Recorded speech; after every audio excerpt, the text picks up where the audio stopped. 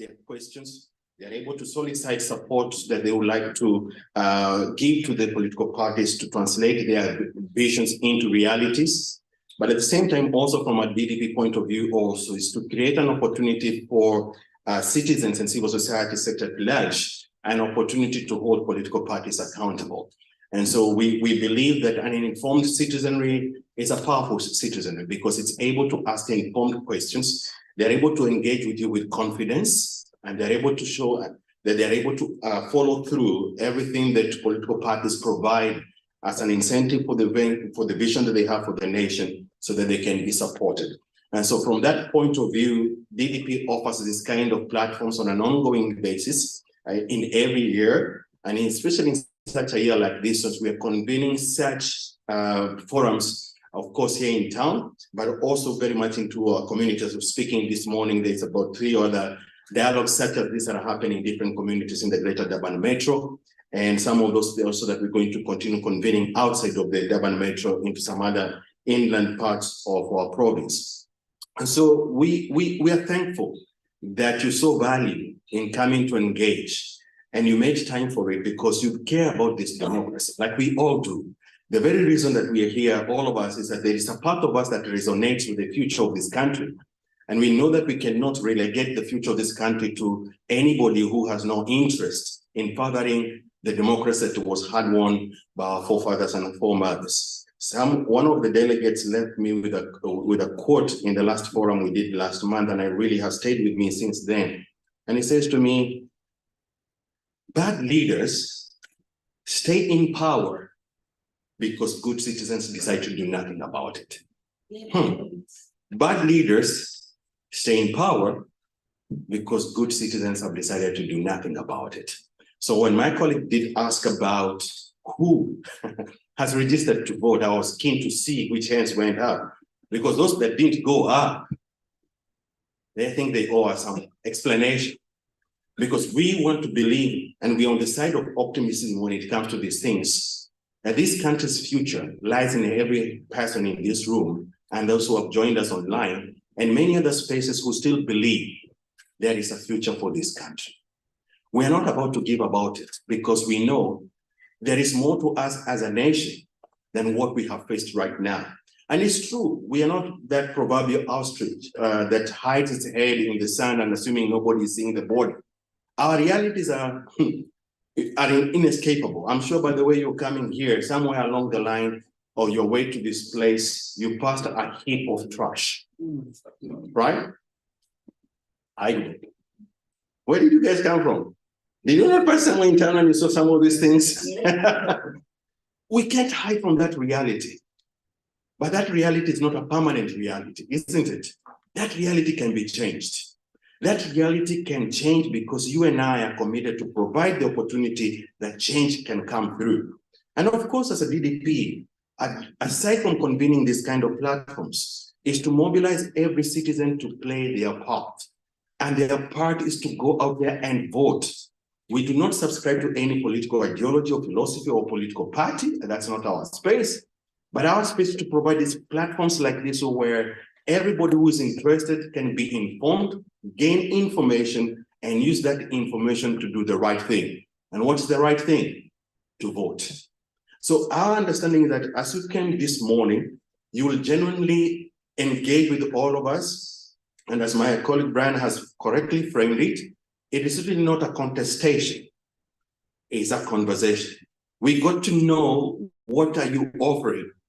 What are the citizens going to buy into to solicit their support for your party? We are also curious to know what you're going to take as future steps should you have an opportunity to lead this beautiful country. It's in our interest, and I think a collective interest in this room, that we cannot relegate that responsibility just to anyone. Hence, we are using this opportunity to inform ourselves so that we can make better decisions about our future. And we believe that everyone in this room and those who have joined us online are going to appreciate the opportunity that we are providing. And this is one of the many that we're going to hopefully offer before the elections. And then we're going to have a series of them after the elections. We're going to reconvene you again as political parties to reflect on the outcome of the elections. And we'll also give our side of the story in terms of civil society action in ensuring that the election was conducted in free and fair. We have a very strategic program that we're already running out and mobilizing not only just citizens to participate, but civil society to exercise its oversight to ensure that the integrity of the elections is not compromised. And I'm very pleased to say that we have very strategic stakeholders that are working with us in that space, including the Independent Electoral Commission, which we know of late has been under immense pressure. But we are hopeful that we're going to work this journey together with you as our stakeholder, and we're going to ensure that our elections are done in a free and fair environment, and that together we're going to ask our citizens and your supporters from the different constituencies that you represent to do the right thing, and that is to vote. With those few words on behalf of Conrad Adenio Stiftung, who is our funder, our stakeholders that have worked with us to ensure that this platform is established today, our staff, I want to wish you a great deliberations and welcome to our event, and enjoy our hospitality. Thank you so much. Thank you very much. Another round of applause for, even though he's not running for office, but a round of applause for the operators. So I'm going to ask the representatives of political parties who will be joining us on the panel to move forward. I'll introduce their names, but I won't introduce them according to their bios. I'm going to offer them an opportunity to introduce themselves in terms of what role they play in the individual political party. In this order, in the order in which the seating makes sense. So perhaps we'll start with the Democratic Alliance. We have Mr. Martin Meyer. A round of applause for him, please. From the United Democratic Movement, the UDM, we're going to start with Mr. Sisam Begi, but we also have Mr. Councillor Remington Mazibuga, who's also on the panel, who will also have an opportunity to speak. Mr. Sisam Begi from the UDM, a round of applause for him, please. From Rise Mzansi, we have Ms. Annele Ndlovu. A round of applause for her. From the Action SA, we have Mr. Mboneni Pegiswayo. And from the IFP, Inkatha Freedom Party, we have Mr. Yassine Karolsa. Okay, and then of course, we can't have a panel with just political parties. We feel that it's important to have the voice of civil society present in each of the spaces that we occupy, but civil society that's not just any civil society. You have our comrade and a friend from the National Mandela University of Technology and Policy. We have Professor Spegi, who's the executive director of the Center for the Advancement of. Sorry, I'm a bit distracted. It's so nice to see political parties being nice to each other. We've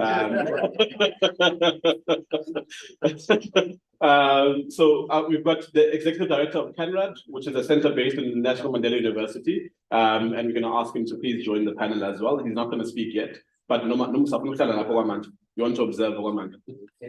Yeah, so he's going to be seated here for now, but he'll join them around in the next sort of 45 minutes after the initial presentation. Let's welcome Mbalim Kiza as well, our staff member at DDP. A round of applause for her. She made it. No, I'm joking.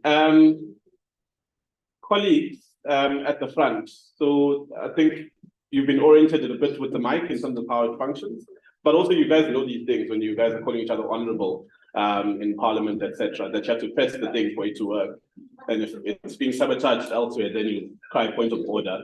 So I'm going to ask you to just introduce yourself and the role that you play in your political party for now. We'll go into your framing of the 3 priority areas for this discussion, which is inequality, poverty, and unemployment, specifically in terms of what the offerings are. Not yet, but we will ask just for introductions for now. Thank you. Thank you. Oh, is that audible? There we go. Good morning, everyone. My name is Martin Meyer. I am the Deputy Chairperson of the DA in KwaZulu-Natal, and I have the honor of representing the province in the KwaZulu-Natal Legislature, where I serve on the Cooperative Government and Traditional Affairs Portfolio Committee. I can tell you I had much less grey hairs before I joined that committee, as local government is a passion of mine as a former councillor at eThekwini, but it is a challenging portfolio in this province. Thank you. Thank you very much. I hope that I'm audible. Yes. Name is Sisam Begi. I represent UDM, the United Democratic Movement. I am a member in good standing there. I started being with this organization since 2013. I've been involved in different segments and in different portfolios as an advisor. For instance, the infrastructure portfolio, when our members would be deliberating in Parliament, I would be part of that. In other words, I would be assisting in that regard. My experience also comes in because I've been involved in the higher education sector as a lecturer, as a facilities manager, and I've done many things. So my role, therefore, in this organization has cut across between academic and also support. In this, our gathering today, I'm hoping that we would pull through where you guys are going to be tempted to say there's one party to vote for, and that party is UDM. All right, thank you very much. I'm sure our comrades at the back also share that hope for you. Rising Zansi. Good morning. My name is Angel Ndlovu from Rising Zansi. I am part of the Provincial Leadership Collective at RISE. I am from Msunduzi Municipality. My background, which is a background of a lot of us from RISE, is from civic society and also a bit of corporate. And like my fellow colleagues here, we're here to discuss these pertinent issues, but also to see if we can get more risers to join us in Rising Zanzibar. Thank you very much. As your colleagues share the same sentiment in terms of getting more risers in the room after this discussion, you're co-opting them already. Yeah. Mr. Monsen. Well, good morning, Sanbonani. Thank you very much. Your mic, sir, sorry. Do you have... Oh, all right. Yeah, because in my previous life I was a shop steward, so I'm not used to it. Like with the shop steward voice. Yeah, no, thank you very much, Spamand, and good morning, Sanbonani. My name is Mboneni Pegiswayo. I am here representing Action SA. My role in the party is that of a chairperson of a ethics and disciplinary committee. I'm also a serving member of the Provincial Executive Committee of Action SA in the province.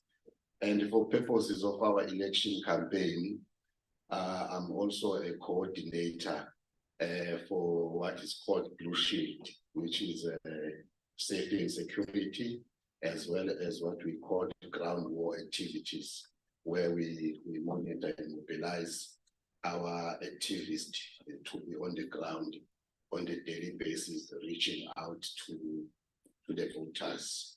So we are very excited to be invited to be part of this forum, where we believe we've come here to present our policy offerings to the esteemed guests as well as the voters, especially KZN. Thank you very much. Thank you. Well, thank you, Supermandla. Good morning, everybody. My name is Yassine. I'm from the Inkatha Freedom Party. I don't have these fancy, lovely titles and deputy chairs, etc. But I am honored to be on this panel this morning. I am a political operative. I'd like to think of myself as that. But in title, I'm a media liaison officer for communications here at our national head office in Durban. Thank you very much, Mr. Karasa, for joining us. And we thank you all to all of you who are on the panel. I've got a few disclosures to make to all of you in the room, as well as to political parties here at the front, and it's important. Whether this makes you change your vote or decide on the basis of who's here and who's not here, it's important to make these disclosures. The African National Congress was invited, didn't hear back. You do with that what you will. So the Minority Front was invited, didn't hear back. And of course, luckily I saw a comrade now from the ACDP the ACDP was also going to be blasted. Apparently I have the wrong email, so my apologies for that. But they will be invited in future to be on the panel. Okay, and then we have not, on the consideration of the size of the panel, we didn't want to have all of the political parties present. So there were some political parties that we didn't reach out to strategically because there are future other sessions we're going to have. So for instance, these are the NFP, the Freedom Fund Plus, BOSA, Patriotic Alliance, the EFF, and Arise South Africa. But also for our purposes, we didn't want to have Rise and Arise in the same venue because we wouldn't know the question, you know. But beyond that, though, there might be some parties that I might not have mentioned, and please bear with us, especially as non-partisan organizations who be hosting these types of gatherings. We can't remember all 360 political parties that are that are registered with the IEC. I think the number is currently like 115 that are going to be on the ballot. So there's going to be a lot of work for all of us to try and create space. But of course, if we aren't aware of them, and if you aren't aware of them, or if you don't make us aware of them, we're not going to be able to invite them. So we hope that you understand the reasoning for why we chose and made certain decisions. It's not to take away space for opportunity to engage with the electorate from anyone. Those are disclosures. I'm done with that. In terms of the way in which the discussion will happen, we'll offer the political parties an opportunity to give the initial viewpoint, 5 to 10 minutes, depends on them.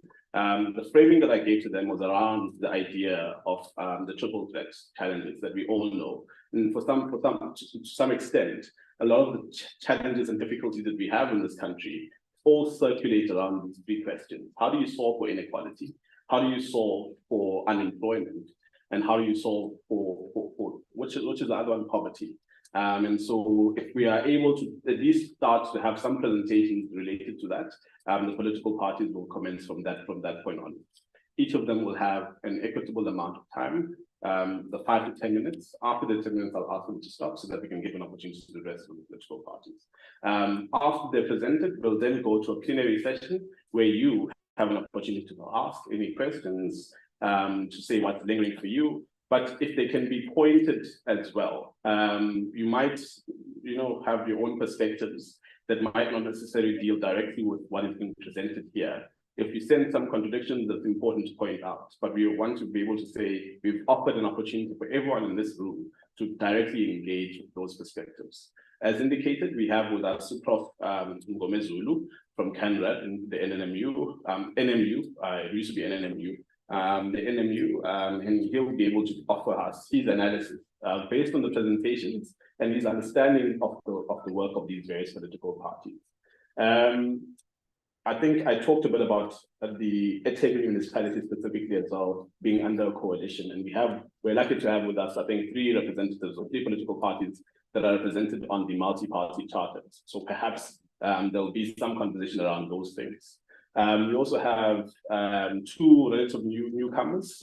So the Action SA first contested in 2021. So they're still a relative newcomer in the political space. So we'll have to interrogate from them as well as Rising Zansi, the utility of having new political parties in the space, particularly when we think about things sometimes in terms of our framing, which is just what are inward, like if the ballot paper is going to be like a book now, and what is it that they couldn't find resonance with in terms of the other political spaces and why they might have chosen the path that they did, especially when some of these political parties are breakaways. The multi-party charter, for instance, is an interesting one for Action SA to belong to because the DA is also on there. So how do you sort of rationalize Mashaba's departure and then also joining, that sort of thing. I'm going to be asking very pointed questions. It's in the spirit of healthy debate and sort of discourse. Where you are allowed to call me to order as well if you sense that I'm being a bit too sharp in my position. But I hope that we can get the clarity we need as voters because this vote is important. Some say Aiki EFF la, so it's just Rise with that tagline right now. 1994, Banban, 2024. That's sort of that thing that you guys say. So it's important to get an understanding of have you done the work of mobilizing constituencies and communities to actually get to the gravity of what it means to have been in a 1984 moment in 2024. Cool. That's all my disclosures done. What I want to offer before the political parties start with their 5 to 10 minutes, introductory remarks, is everyone in this room, what is your expectation for today's session? Having seen the political parties that are here, having heard what I said about who invited and who's not here, and the reasons for those things, what are your expectations from today's session? What do you hope to hear? So that the political parties also have an idea of what it is maybe to focus more on. And I'll take about 3 hands for that. Yes, sir, we have one hand. Yes, sir. And then, yes, ma'am. Thank you very much. I'm going to ask you to please go to the mic, to whichever mic is closest to you. Start with you, ma'am.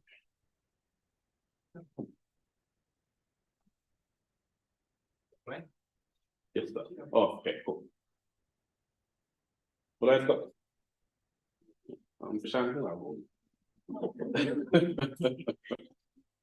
Okay. Unless everyone can hear me. My name is Zama. Right. So what I expect today is, as I was just said, there's so many parties that are coming in, right? And we're actually kind of tired of promises that are not being kept, especially as the youth. We don't have jobs. People have degrees and they clean the streets. They're cashiers, umuntu need degree in a doctorate or something. Like, as your party, what can you guys do about that? Because kind of tired of hearing, we'll give you jobs, we'll give internships, but we never get it. And then corruption happens, and all of a sudden, your kids or people that you know and everything, they're the ones in the jobs that we studied for.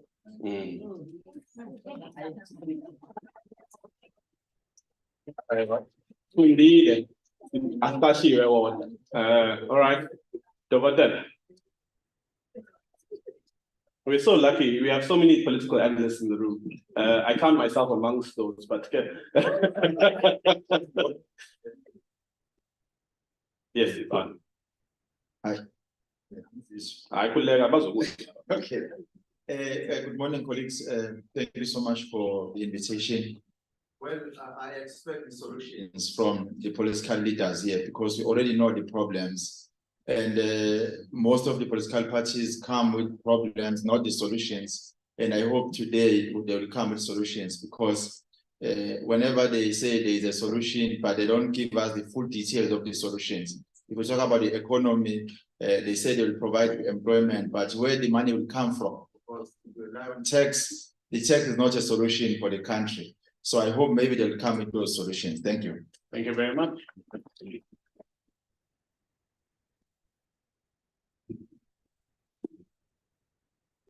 Good morning, Mr. Francis.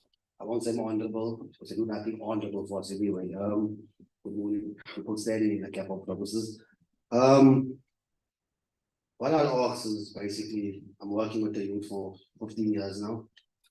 And just last year, I don't know from your what's plan of action, your land. Just last year, I've been to over 28 funerals of under 17-year-olds due to gang violence. All right. And also when it comes to youth, like the first lady that spoke about opportunities and jobs, you'll say we don't have, the country don't have. I've had the privilege of working in Crawford as a coach. Do you know how many children I coach? There are Chinese, Korean, and how they in those schools? Because their parents got businesses and jobs as CEOs in a country where educated South Africans are unemployed. So how do people from Korea, China come and be bosses while we with degrees are unemployed? Thank you. Thank you very much. All right, so I'll in the same fashion in which we introduced ourselves, I'll ask for the initial 5 to 10 minutes that you'll be able to introduce your work, your organization, and the sort of what it is that you have to put out there for the electorate in respect of these 3 areas. Perhaps you can touch on some of the issues that have been raised from the floor as well, if you would like. Thank you very much, Mr. Mayor. Over to you. Thank you so much. Yeah, and these are not 3 easy things to say we will address, and it will quickly be fixed in the first 6 months in office. And are very important things for us to discuss. Inequality remains probably South Africa's biggest threat to our stability and to our future. And we saw this with the riots that we in Durban unfortunately knew all too well. And we cannot underestimate the role that inequality plays in that, and equality plays in many of our other problems, including crime in this country. And nowhere do you see inequality as clearly in this country as if you visit schools in South Africa. Through our work, we visit quite a few schools across the province. And there's a marked difference between schools in the urban areas, schools in the traditional township areas, and rural schools. I visited a rural school in the municipality of Umlalazi last week with our Premier candidate, Chris Papas. And it's absolutely shocking to see the state of our schools, the state of our education in our rural areas, but yet we expect rural areas to somehow grow and catch up with areas like eThekwini. So if you're going to start dealing with inequality in this country, we're going to have to start with our educational system and giving children a real education and real hope. It is absolutely shocking if you go onto the test and you see how few South African scholars at grade 4 can read and write. Even more shocking is if you go and you do the test and you see how few of our teachers teaching grade 4 children has a good level of reading and writing. So one of the main things we want to focus on is in our educational system is making sure that there is proper hours of teaching to make sure that mathematics and reading becomes our focus for grade R to grade 4. So that when children leave grade 4, they have a good understanding and a good level of reading and writing, because that is the basis for which you build anything else. And to do that, we have to bring up our schools, especially in our rural areas, to be at the same level as what we used to call the old Model C schools. And a lot of work will have to happen on that. That then brings us to unemployment, because there's no use. We are improving our educational system. We're giving our children and our youth much better education, but there's nowhere for them to go with that. And we have so many matriculants unemployed. We have so many people with degrees, as the gentleman has said, that is not getting jobs. Other people are getting those jobs. And how do we actually deal with that? And youth unemployment is a major, major, major crisis that the government is ignoring. One of the things that we would like to see as the Democratic Alliance, that is a major point in our manifesto, is that we would like to give the young people who have been unemployed for 12 months, they will get a certificate that will allow them to opt out of certain of the labor laws that is restrictive, and allow them to then easily get into the job market. Most of you here seem to be quite a bit younger than me, so you might not remember what we used to call APPIs, apprenticeships. That used to be a major part of the training in South Africa, where people will go into employment as an apprentice. You're not seen as an employee, you are specifically classified as an apprentice, and you get on-the-job training. And that almost totally disappeared in South Africa because of labor laws making it very restrictive for employers to do that. And we would like to see that come back, because that is a very good way all over the world. It's still used to train people. You get an income while you are training, and you are learning skills that is actually necessary for South Africa. If you look at our skill shortages, everybody wants a BCom and a BA, and I have a BA. Everybody wants that, but we don't necessarily have employment for that, and that's not necessarily our needs. Our needs are for people that can go and make electricity, get the water systems working. Those are the type of jobs we actually need, but we don't have enough of because we're not doing the correct type of training. And that is one of the major steps we want to take in unemployment, because our labor laws in South Africa in many ways are actually restrictive. Many international companies don't want to invest in South Africa because it is so expensive to employ South Africans, and they'd rather go to other places. After the riots, we saw that many of our factories closed down and reopened in Gaborone, in Botswana, for instance. And that is a problem there, because that's a loss of income and higher unemployment for us. On poverty, and the DA often gets a bad rap that we are a party against grants, and that is, nothing could be further from the truth. We just want to reform the grant system. And one thing is, though, the current government seems to celebrate every time there's more and more people on grants. Having more people on grants is not something to celebrate. That's something to be very sad about, because that means less people are actually in employment. Less people are actually able to look after themselves. So on the one hand, we need to get more people in employment, to get more people off grants, but we need to make the grant system better for those who need it, and a proper safety net. One of the things we want to do with that is, for instance, the childcare grant, which is something that the DA is very passionate about, and my background, I'm a social worker, so it's something I often write and engage with my own party on, is we want to up the child care grant so it has to keep pace with the inflation rate in South Africa and the basic poverty rates that we see, because currently it's below that. We want to make the grant available for mothers who are pregnant. So already in pregnancy, you should be able to access that grant, so to help you with the necessary nutrition that you need to make sure your child is born healthy and brought healthy into this world. And that's something that's very, very important. And we can do that not by bringing in more taxes, because the DA doesn't want to bring in more taxes. We are overtaxed as a society as it is. But by reforming the grant system, getting rid of corruption, making sure that the money that is spent by your taxes on grants is actually going to the people who need it, and not managers and managers and managers of managers and then managers of the managers of the managers in those offices. But to reform the whole system so that more of the money is actually going to the people who need it, where it is required. Another thing, and I know this is a controversial one, and it speaks to inequality, it speaks to poverty, it speaks to all these issues, is that the BEEE system, the triple E, sorry, system in South Africa has brought more problems than it solved problems in South Africa.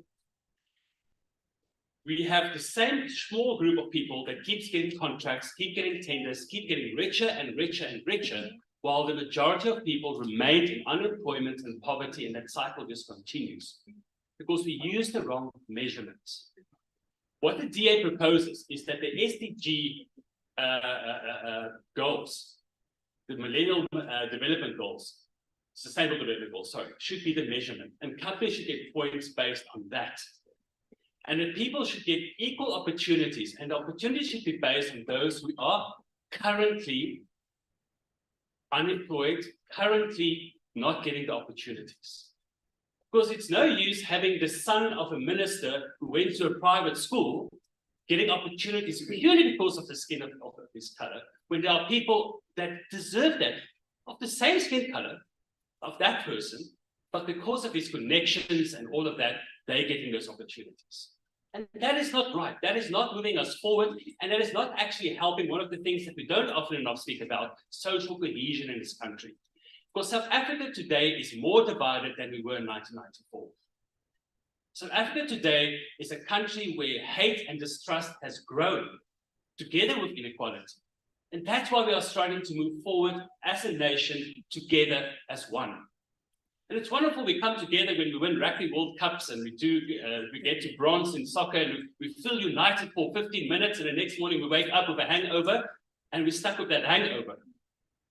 We need to have a real plan to bring us together as a people in South Africa. We have to find things that bind us together.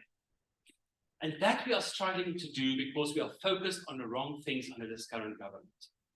So while inequality remains one of the biggest problems, it's also putting us apart as a nation. And that saddens me and worries me greatly. The last thing I just want to focus on, because it touches on all these other things of poverty, inequality, and unemployment, is that crime remains one of our big dividers in this country as well. Crime, you know, one thing I always joke about our current government is the ANC government says they're a socialist government, yet we've privatized healthcare, we've privatized policing, we've privatized schooling, we've privatized almost everything under this government. And that also speaks to inequality, because if you live in the suburbs, you can get Blue Security or one of these companies, and you have extra policing that people in the township don't necessarily have access to. We have to improve safety and security. It has to be safe for women to walk on the streets. It has to be safe for our children to go to school and come back. Basic things that will also help us to make our society more equal. And the last thing I want to touch on equality. It's not something that's big, but it's something I, as a person, am very passionate about. I'm a proud member of the LGBTIQ+ community in this country, and there is still so much discrimination against my brothers and sisters, especially not in the urban areas, not in the areas where I live, but there is still so much discrimination against the lesbian, the trans community, and the gay community in this country, discrimination in the workplace, discrimination in schools, and that is also part of the equality that we have to speak to if we want to move forward as a country. Thank you. Thank you very much. A round of applause to the Mayor. I think we did exactly 10 minutes, so we appreciate that. Mr. Mbeki, different political party, but from the UDM, what are your propositions in relation to these 3 areas? Okay, I almost spoke. Without putting on the mic. Hey. This gentleman next to me makes me nervous, you know. Yeah, no, as UDM is a socialist party, is an organization that believes in the social democratic setting of the people. So that is what we are. And obviously, as a democratic party that believes in socialism, obviously the first thing that we want to uproot and to make sure that it doesn't exist in the government that will be leading is the issue of corruption. I think you can look down on corruption, but corruption is a root cause of all evils you can think about. Think about unemployment comes from corruption. Think about the educational system that is actually in real serious problems. Now it comes from where? From corruption. Think about the health-related segments or sectors we have. Health is under a very, very, very serious conditions right now. Where and what is the problem? Is the corruption. So once you uproot corruption into a government, what is corruption? It is an intention of a human to misuse the state resources that are meant for the distribution to the people of this country. So once you start uprooting corruption, that means that part of the problems that you are to deal with as a government, part of the problems are solved. Then the other thing I want us to be anchored on is this particular sitting, so that we know that we are talking to the right audiences. We, as the United Democratic Movement, as a government, we believe in the following pillars to uproot and to ensure that we deal with the issues as you are proposing. One, we need to acknowledge this, that our democracy is founded on our Freedom Charter, and our Freedom Charter states the following, and that is what makes us as UDM. One, we the people of South Africa declare to all our country and the world to know that South Africa belongs to all who lives in it, black and white, and that no government can claim or can justly claim the authority unless it is based on the will of the people. We will ensure that whatever we do is based on the will of the people. We as a UDM government, we will never ever abuse you. That means use your resources in a manner that doesn't befit your own call. Remember, government is the people. People shall govern. So people are government. So that's what you need to realize. We are officials that are sent by you to ensure that we distribute the resources in line with your call. Unemployment will be the thing of the past once you give an opportunity to a corrupt-free, intentional government. The issue of the graduates, a lot of graduates are unemployed. Why? What is the problem?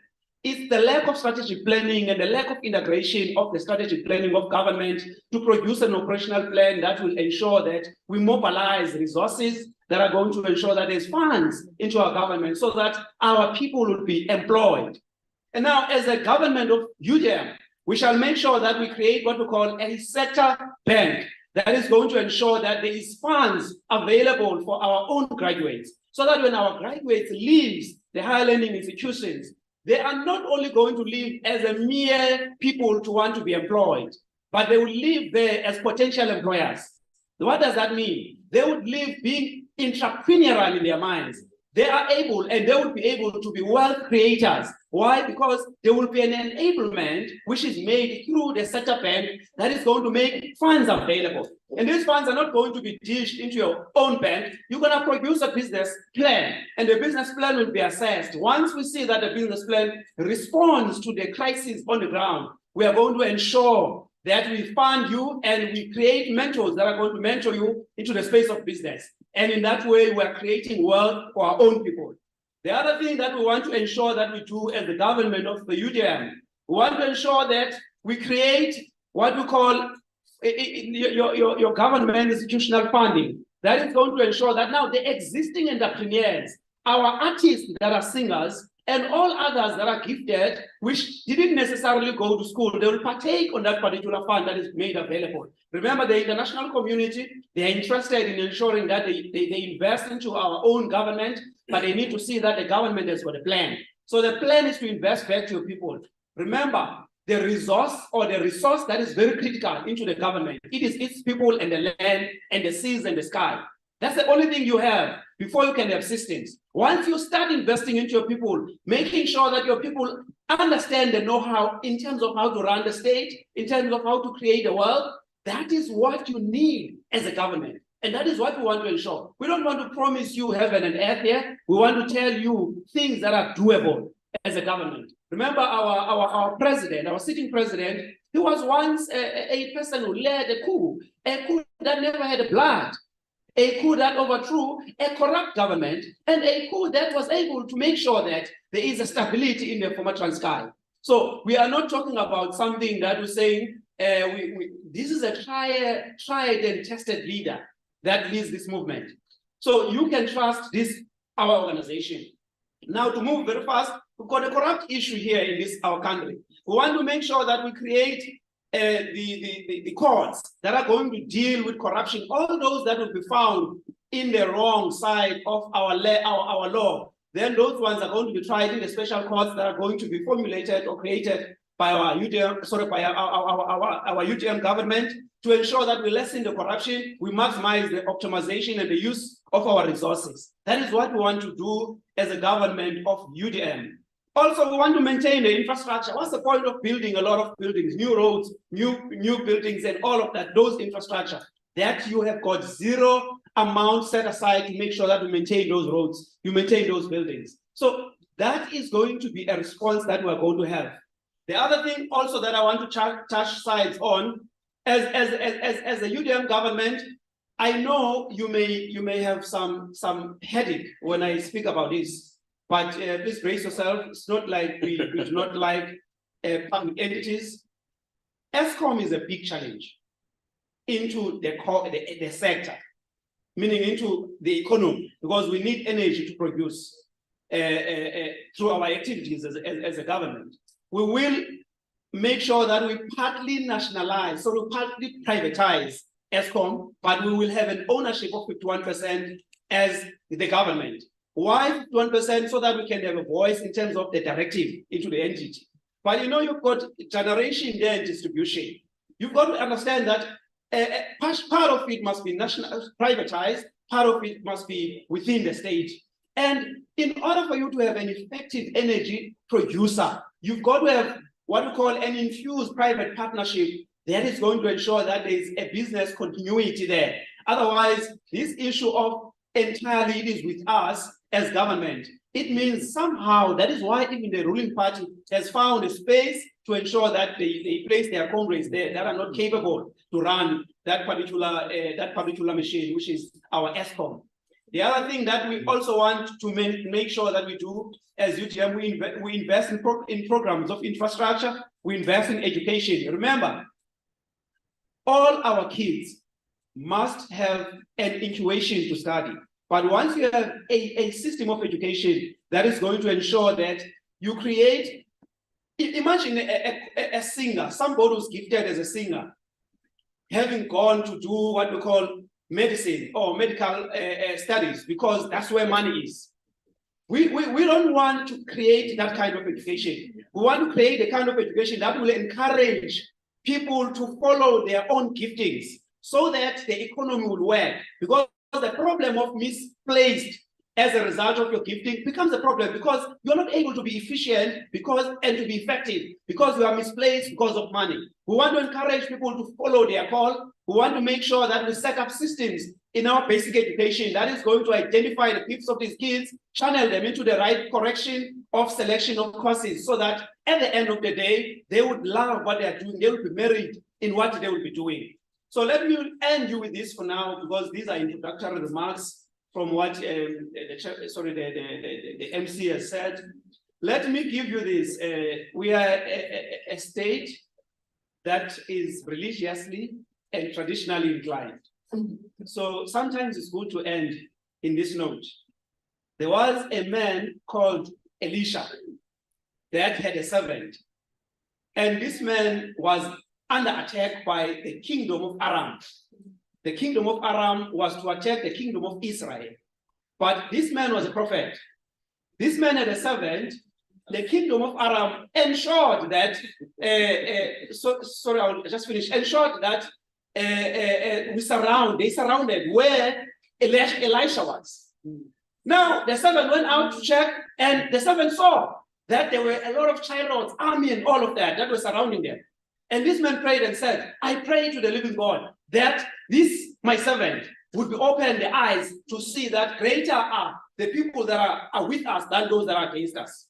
Let me tell you why I'm saying this. We as UDM, we may be two in parliament, but greater are people that are watching the work we are doing. I can tell you, we have won. There are many cases we've submitted. I will respond when there are questions that we've submitted. And we won those cases because it's not about the number most of the time. It's about the quality of leadership, the quality of responses, the quality of servanthood that you give. Now, I appeal to this house. We've submitted cases there, we won. And the people who wrote their basic right, water, Izinduna here in Durban, they had issues with the back pay. We fought there as a UDM, we won.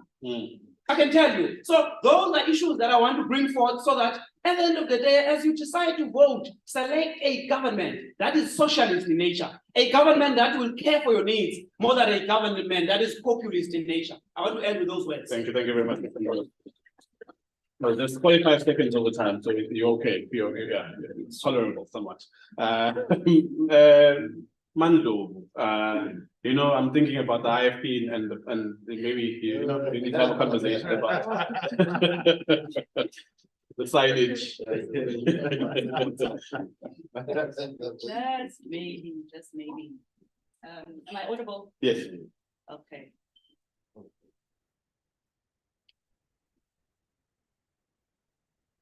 Your 10 minutes has started by the way. Yes, I do know.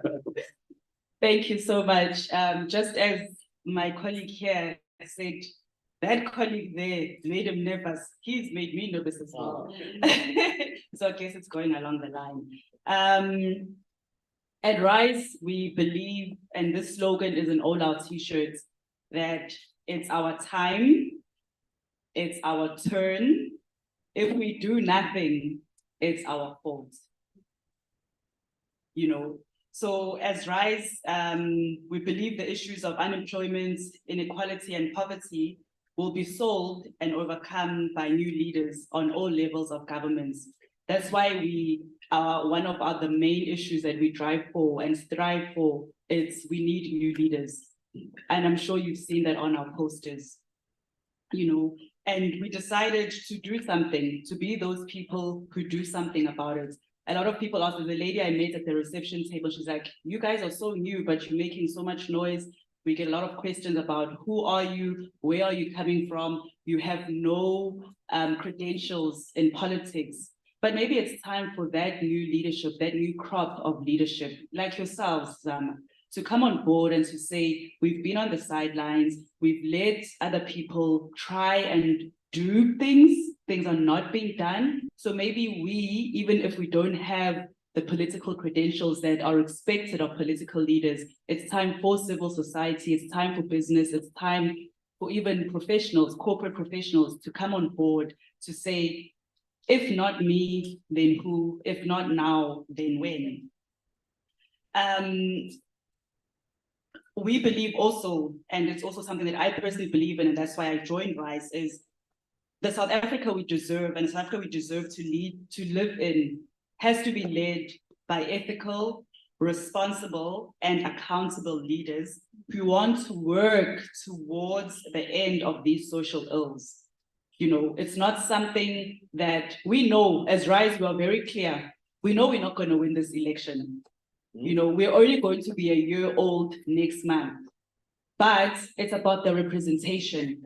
And it's about it's a long game. It's not a now thing. It's not only a 29 May thing that we are going towards. It's about local government elections. It's about the next election. But it's what is it that we are going to do in the 5 years from 29 May until the next election? What is it that we are going to do in our communities come the local government elections?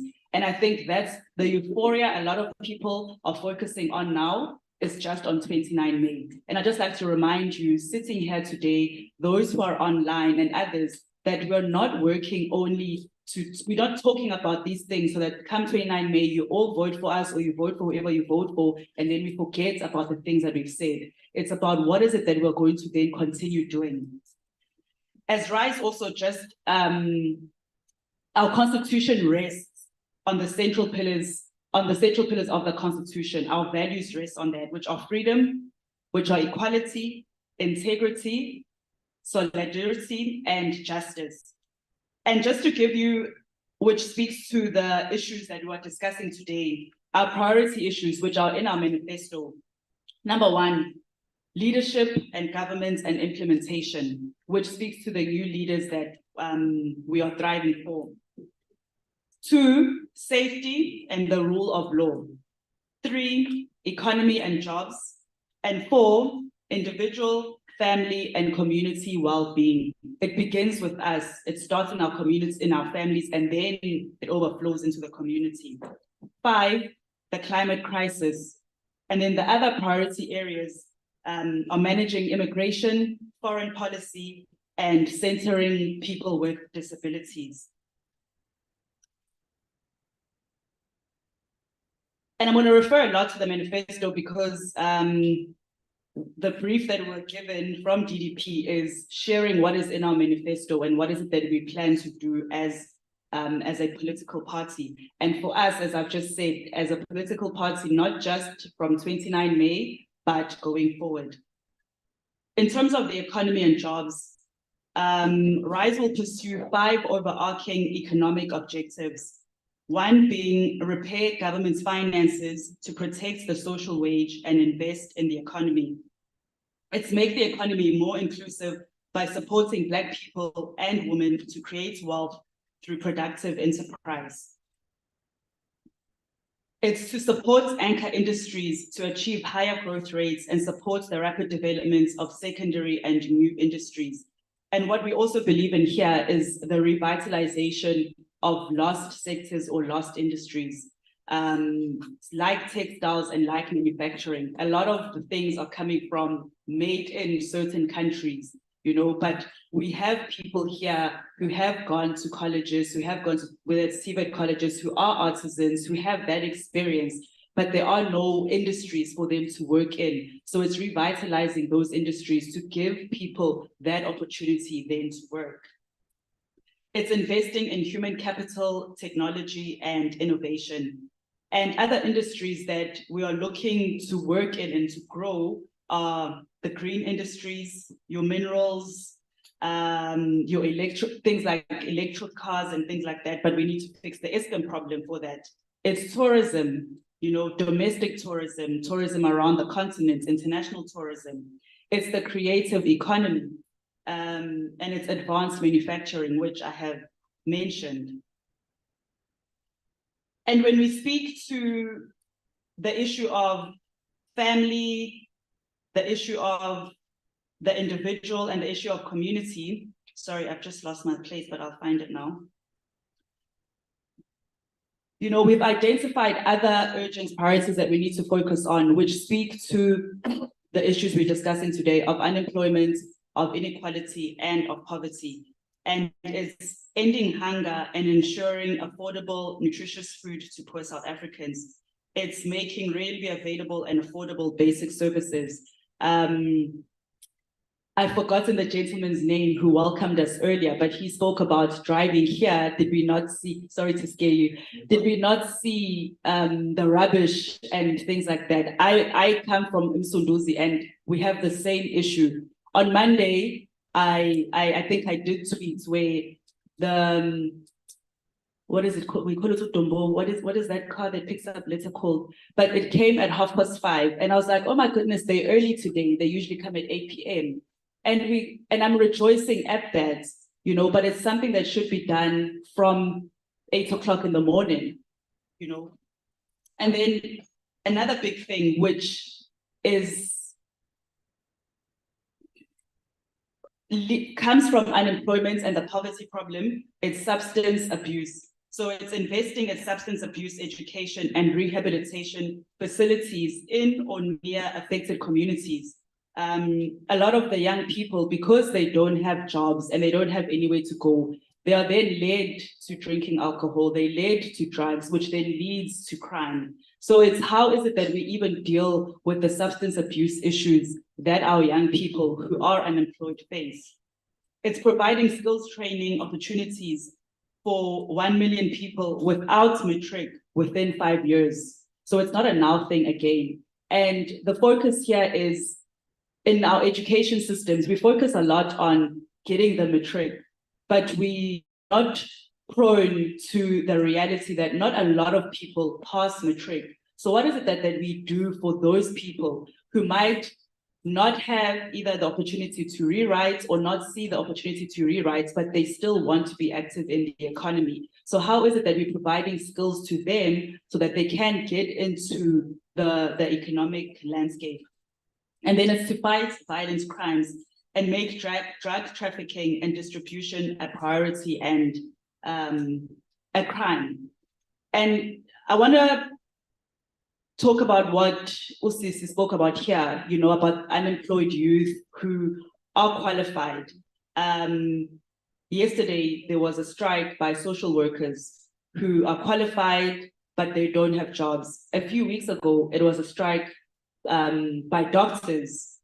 You know, on Friday, I attended an event that was hosted for doctors for International Women's Day. And at the table I was sitting at, there were 3 doctors who are currently unemployed. They've done their internship and they've done their community service. And when I asked them that, but we've now read in the media that there are posts that have been opened for doctors. And they said, yes, they are, but that's not the full story. Those posts that have been opened are only allowing them to work up to 3 hours a day. And they're saying that, what is it that we're going to do in 3 hours? What are you going to earn working in 3 hours? And I just thought, never did I think in our lifetime would hear of doctors sitting at home. And some of these posts are also frozen. And that speaks to the inefficiency and ineffectiveness of the leaders. Why are posts being frozen when people arrive at hospitals from 4 o'clock in the morning, but they don't get seen or treated, yet we have doctors who are sitting at home? What is it that these leaders are doing? I see my time is up. Thank you. Thank you very much. Not to make light of a very tough situation for doctors, but now I know that SMG, Lapane Mamsanga, is going to have problems because he can't give cars to people who've just graduated as doctors. I don't know if you guys know on Instagram, as soon as you qualify to be a doctor at UKZN, for instance, you go and fetch your BMW, yes. Because you're guaranteed a job. Not anymore. I apologize. It was just a joke. It's not taking me. Mr. Action SA. Yes, it's on. Thank you very much, Superman. I've already greeted everyone. Our father of democracy, Mr. Herman Mashab. No, I'm joking, sorry. Utata Nelson Mandela, in one of his many groundbreaking speeches, he once said, if the ANC do to you what the Nationalist Party government did, take them out of power. I'm happy today that the big elephant is not in the room, so we can talk and offer solutions, as one of the member in the plenary said, that he is looking for solutions because problems are already known. Now, Action SA was born out of the People's Dialogue, the conversation that Umashaba and others, after leaving the Democratic Alliance, thought they should ask people of South Africa, what is it that can be done to mitigate the ongoing challenges in the country, and perhaps to realize the promises of 1994 Uhuru, that of a better life for all. which we now know that it became a better life for few. Those who are connected, friends and families. So Action SA then was born from that context. Herman Mashaba is our president. He's a well-known business person, very much respected, the owner of a multi-million rand business, Black Like Me. He started it from humble beginnings.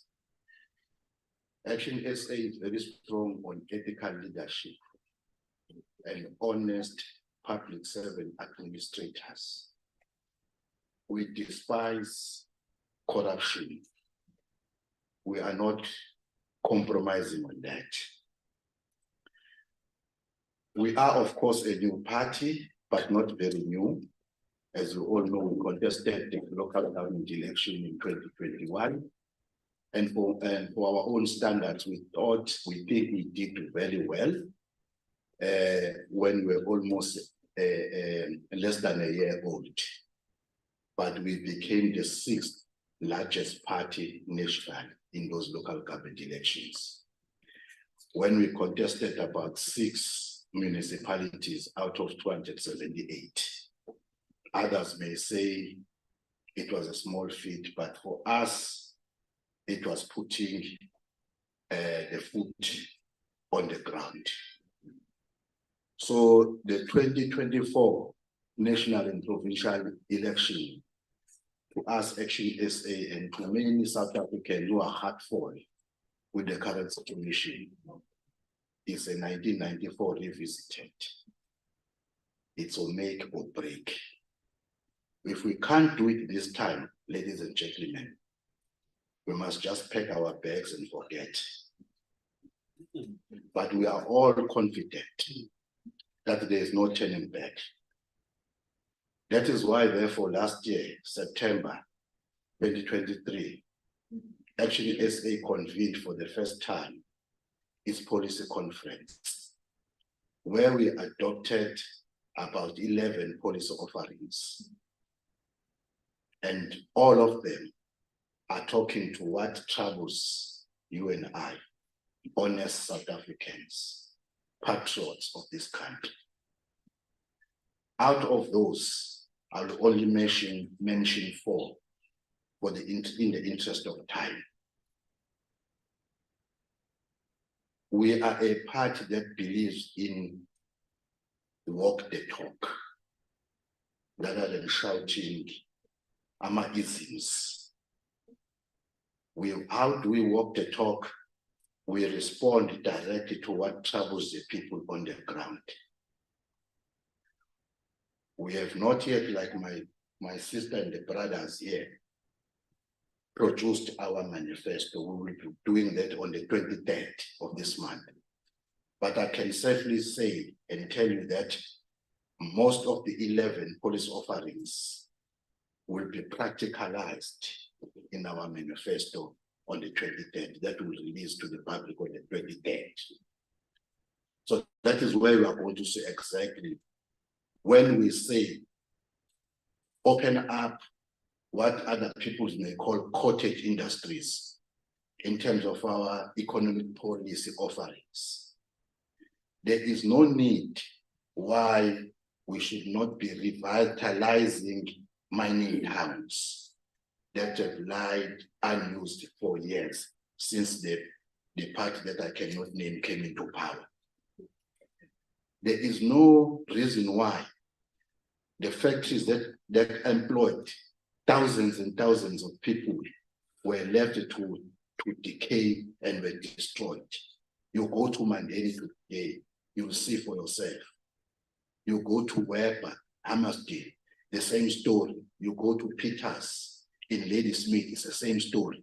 And these were the cottage industries that provided employment to thousands and thousands of our people.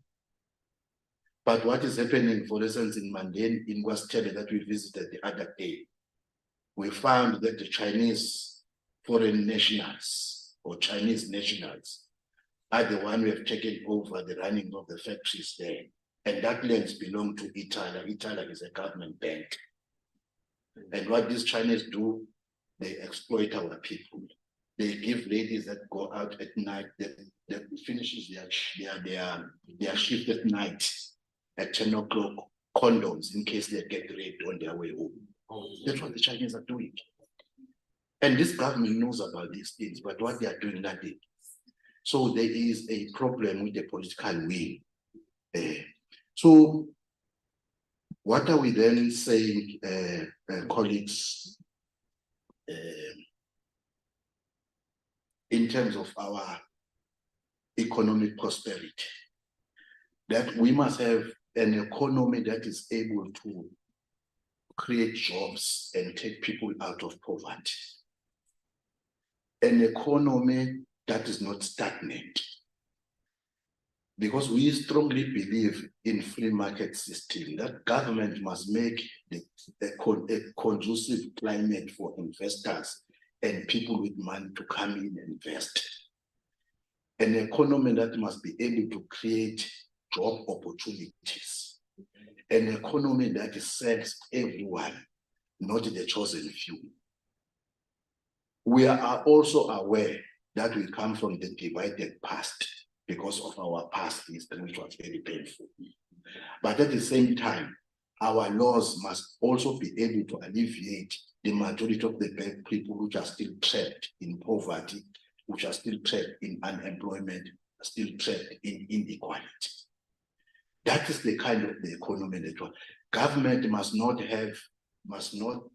put in its dirty hand in the running of the economy, but must pass laws that will enable the economy to thrive.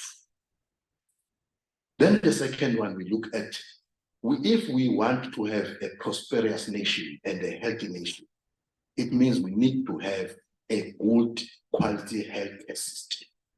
At the moment, our healthcare system is overburdened, is understaffed, is under-resourced. My sister here next to me is talking about unemployed doctors, or should I say unemployed graduates. Where have you ever heard of that? In a country that today is still saying we are short of people with skills. But you have people that are protesting because they've acquired the necessary qualification, but the government system is not absorbing them. So that is what we're approaching. A quality healthcare system where if you go to a public health facility, you get a decent or a quality service. We understand that the country is obsessed with the national health insurance, which is the universal coverage for health.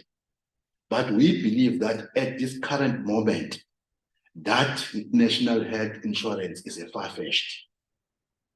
You can't have that because the funding of that will have to come from you and me who are taxpayers.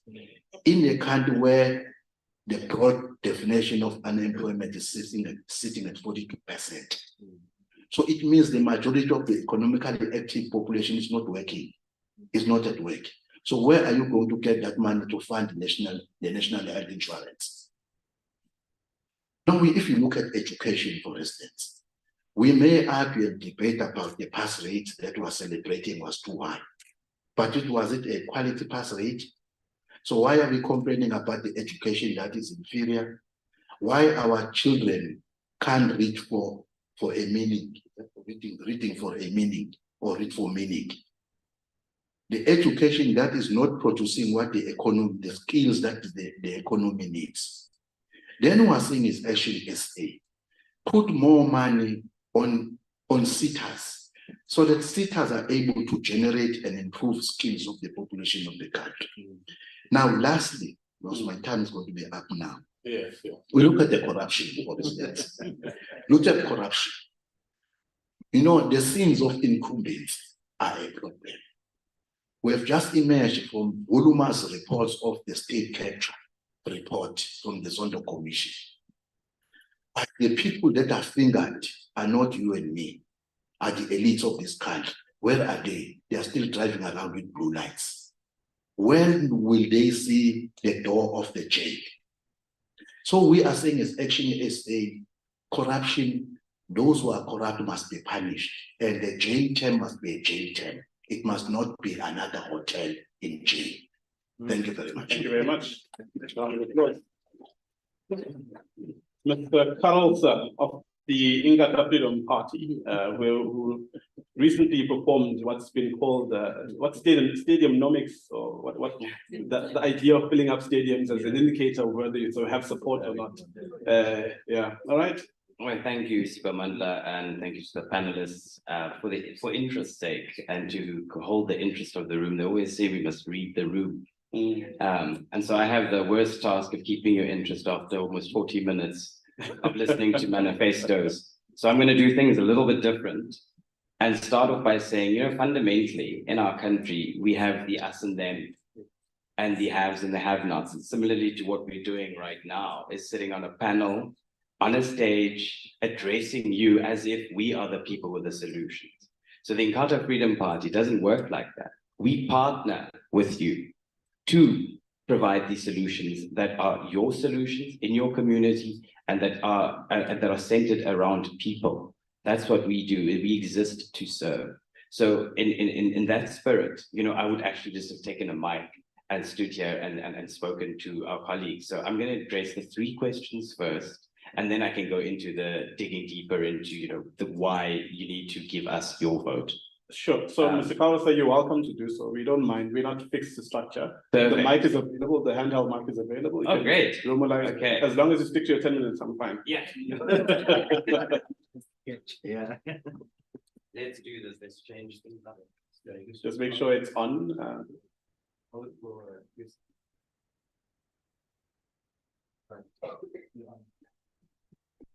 My colleagues always tell me I babble when I'm nervous, and yes, I'm nervous, but we're gonna do this. I think it was Zama who stood up and spoke about unemployed graduates. Now, Zama, yes, unemployed graduates, the country produces 210,000 of them per annum, or over the past 3 years, if we look at the latest figures. With those unemployed graduates, the Inkatha Freedom Party is saying to you that we will provide you with relief. It could be in a limited time period of 3,000 Rand that will enable you to find employment, that will enable you to get transport to go and do your interview, that will enable you to at least not go to bed hungry at night. That's what we're saying for the unemployed graduates. But for the millions of unemployed South Africans, I mean, I can speak from experience what that must feel like. The opportunities for one, when you're in the unemployment seat, having to find a job is a job on its own. And so our solution to this is to provide the environment that would make it conducive for people that are in that position to feel that there is a place to go to, such as, when it comes to data and Wi-Fi and things of that nature. We will support legislation to halve that to 50%, because access to information and access to Wi-Fi and to broadband should not be for the rich and the wealthy and for the content creators that can do amazing things because they have access. We want to open that up and ensure that everybody has an opportunity. When it comes to the issue of many going, where are we getting the money from? The gentleman over there, where are we getting the money from? Well, if we had taken the money that was lost to corruption in this country, and we'd actually, collected it all, and, ensure that those who are responsible, those multiple reports, if we actually have to look at all the reports that were written by former constitutional judges of this country, it's quite laughable. So as a young person, to me, I'm not going to get stuck in a 300-word report. I am, because I'm like that, but no one is going to get stuck in that. We need our authorities to take action and to be strong and tough on corruption, on crime, and to make sure that those who have earned their income illegally should pay back the money. When it comes to Martin, I think the gentleman's name was, who spoke about gangsterism and having to pay homage or pay, condolences to you, Martin, for the 28 funerals that you had to attend. Sheldon. Apologies. But, the IFP is one to be really tough on crime, because we also, you know, as KZN is a very volatile province when it comes to political killings and crime and guns and the people who have access to these things. We want to reopen the debate on the death penalty.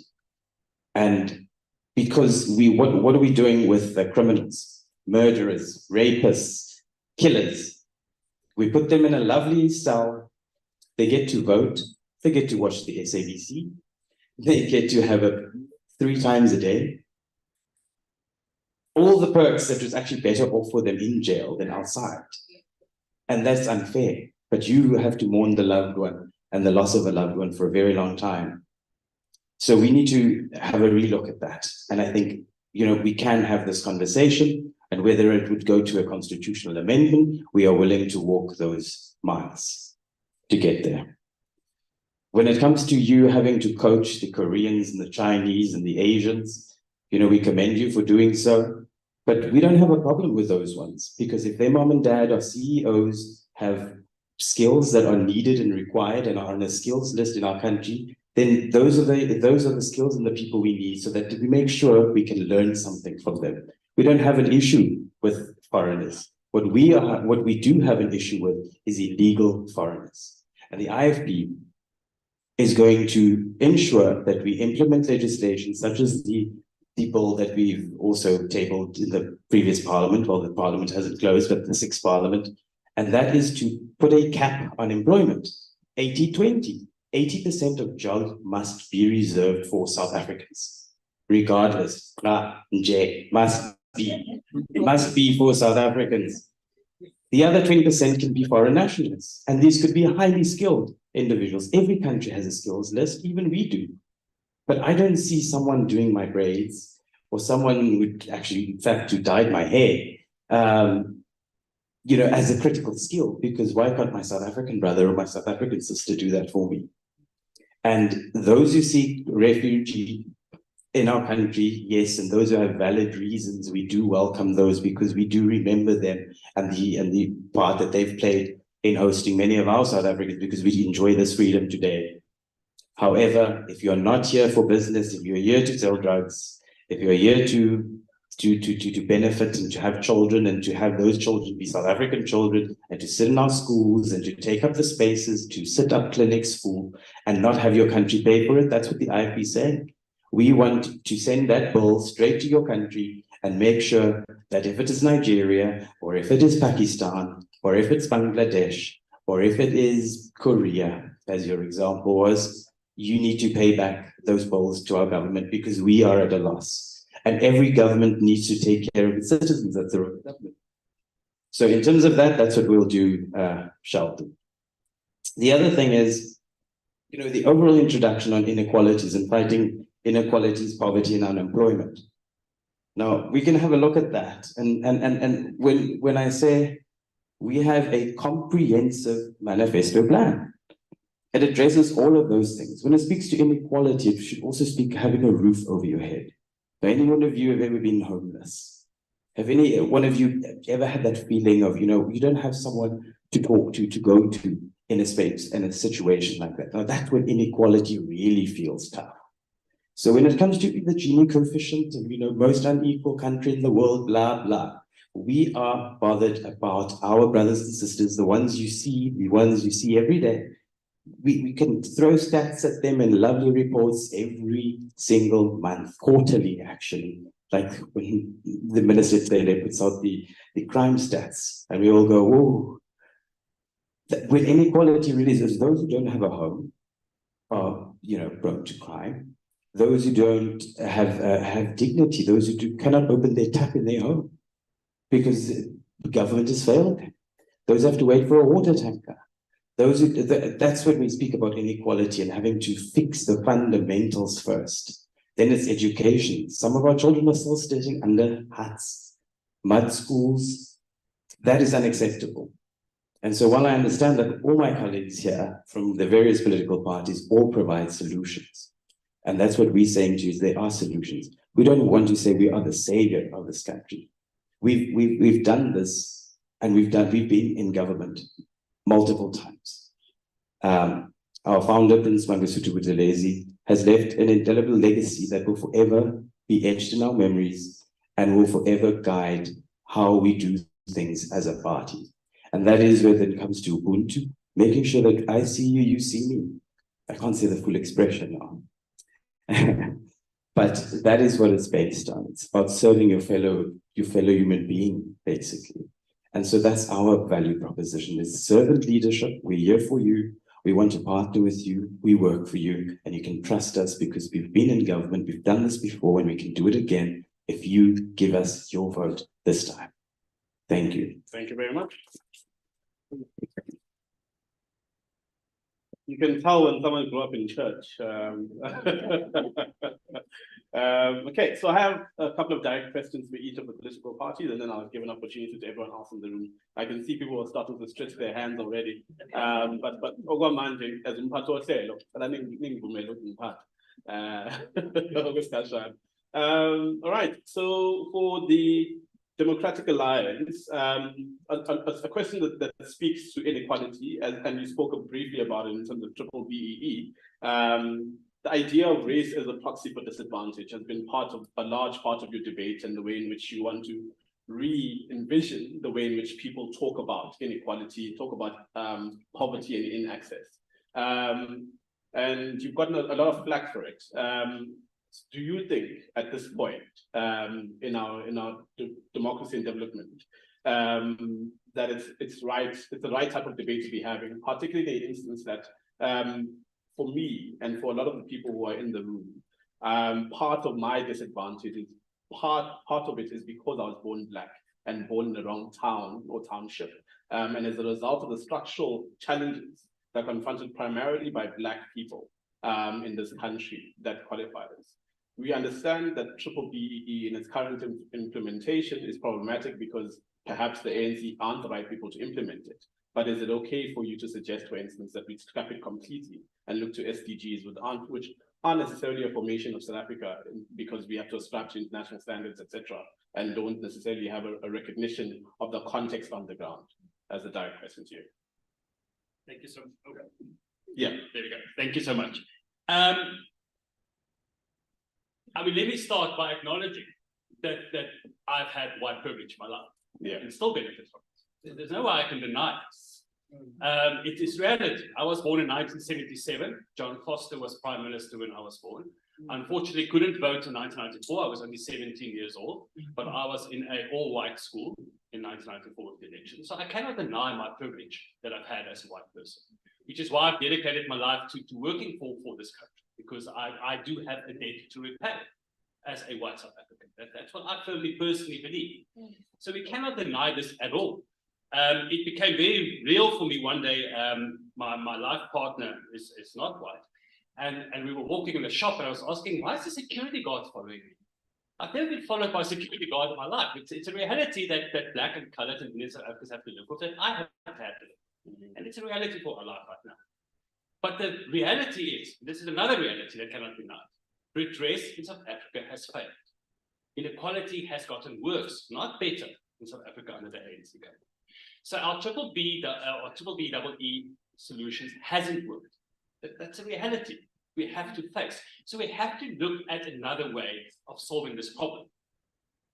If we talk about poverty, the majority of poor people in this country are Black. That's a reality. So if we focus on poverty, of course the focus will be on Black without making race the focus for it, just by purely focusing on poverty. Black people, coloured people, Indian people will benefit through this because that is where the focus will be. That's where the majority of poverty is. Not to say there aren't poor white people. There are poor white people. There are poor people of Indian descent, of all races. There are rich Black people. We know this. But what we're saying is we can't make race the only qualifier for benefits. Because then we're going to see exactly what we see now, that a small group of people keep benefiting and benefiting and benefiting while inequality actually grows. So all we've done through the triple BEE system is we've grown a small group of very rich people that's getting richer and richer. A country survives if you have a strong middle class. And that's what I want to focus on. We want to take people up. We don't want to make poor people filthy rich. Because you can't have a country of billionaires. That doesn't work. But we need to build that middle class. And that's where the triple BEE is failing.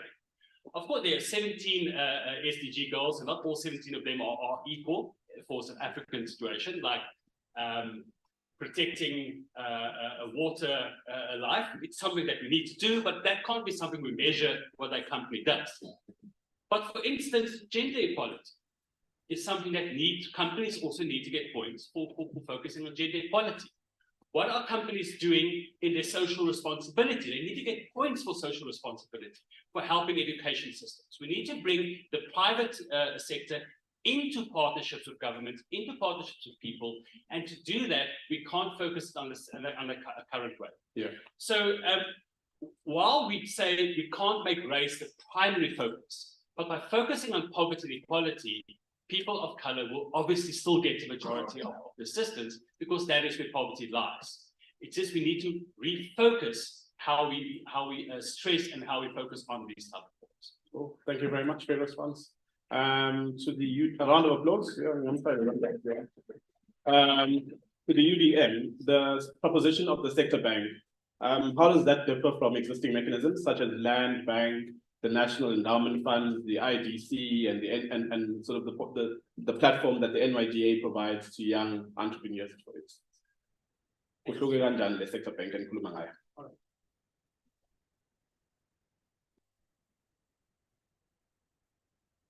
All right, okay, I think I'm audible now. Yeah. I think it would be different in many diasporas or in many various considerations. One, the sector bank, as I said to you, is purely dedicated to ensuring that we encourage entrepreneurial driven people and people who have an inspiration. Remember, our key focus is to create or is to generate a platform, create a platform for people who must create wealth for themselves and for the economy, because the economy will only be better once we have more people that are able to respond to the situation on the ground. For us to combat the issue of poverty and corruption and the issue of crime, you need people to start thinking outside the box. Now, the bank is going to ensure, for instance, we've got JSE listed companies that should then approach to contribute into this sector bank.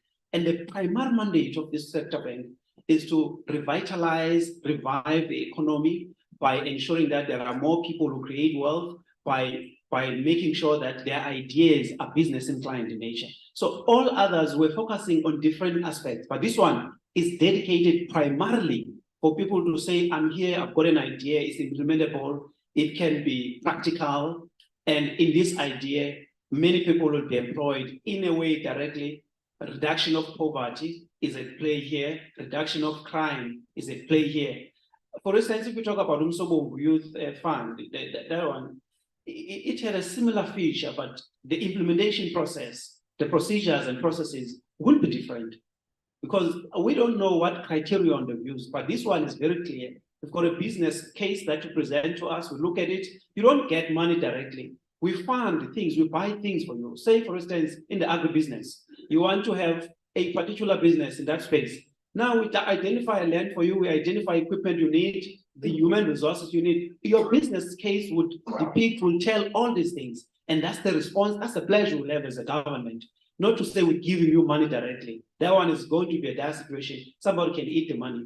Now, we then, what we would do, we ensure that we have a mentor that is going to ensure that there's a transfer of skills, there's coaching for a number of years, so that there is, there's a payback time or a payback period when you start a business.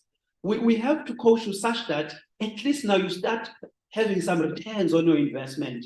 We know that there's stability in your business. We know that the cash flow projection of your business is going well. The actual versus the projected is actually healthy. Then in that essence, then we would know that we would have done well. So now I've done an example about one of the sector banks we talked about, which is Youth Fund. I'm saying, look now, how many people that are unemployed youth? We've got Youth Fund, what is happening with that?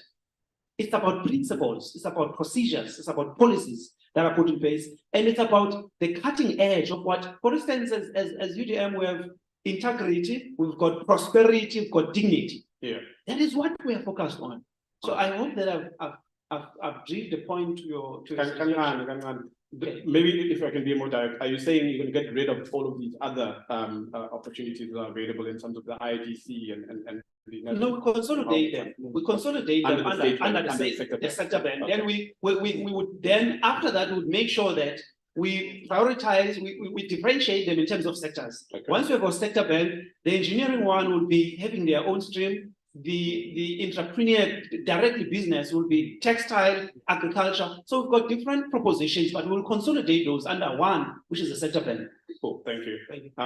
Perhaps this is a question for us, but it seems to link to the UDM also. So UDM identifies itself as a social democratic party. RISE also identifies itself as a social democratic party. You guys are talking also about the privatization in part of ESCOM to some extent, and a lot of SOEs in those respects. Is it not directly contradictory to some extent to your social democratic sort of positionality to think about privatization as a primary way of fixing state-owned enterprises?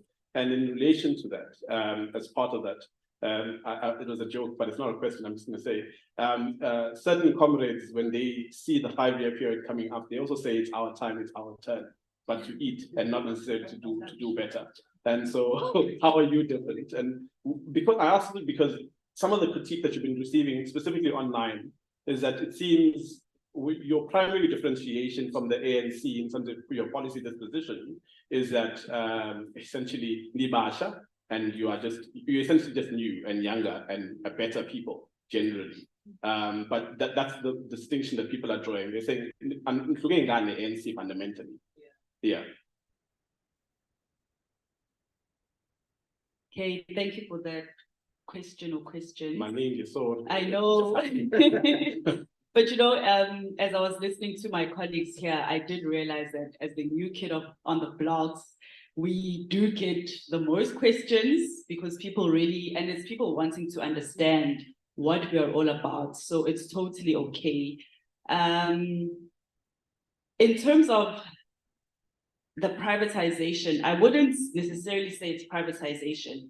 And this is something that people are also saying to us a lot, like you're saying online. We come with a lot of professionalism, and it's then seen as privatization, but it's not. You know, even our manifesto, we were the first people to launch our manifesto, and we got people were excited about it, but a lot of people were like, it looks like a corporate strategy. You guys take yourselves too seriously. But that's because we do take ourselves seriously.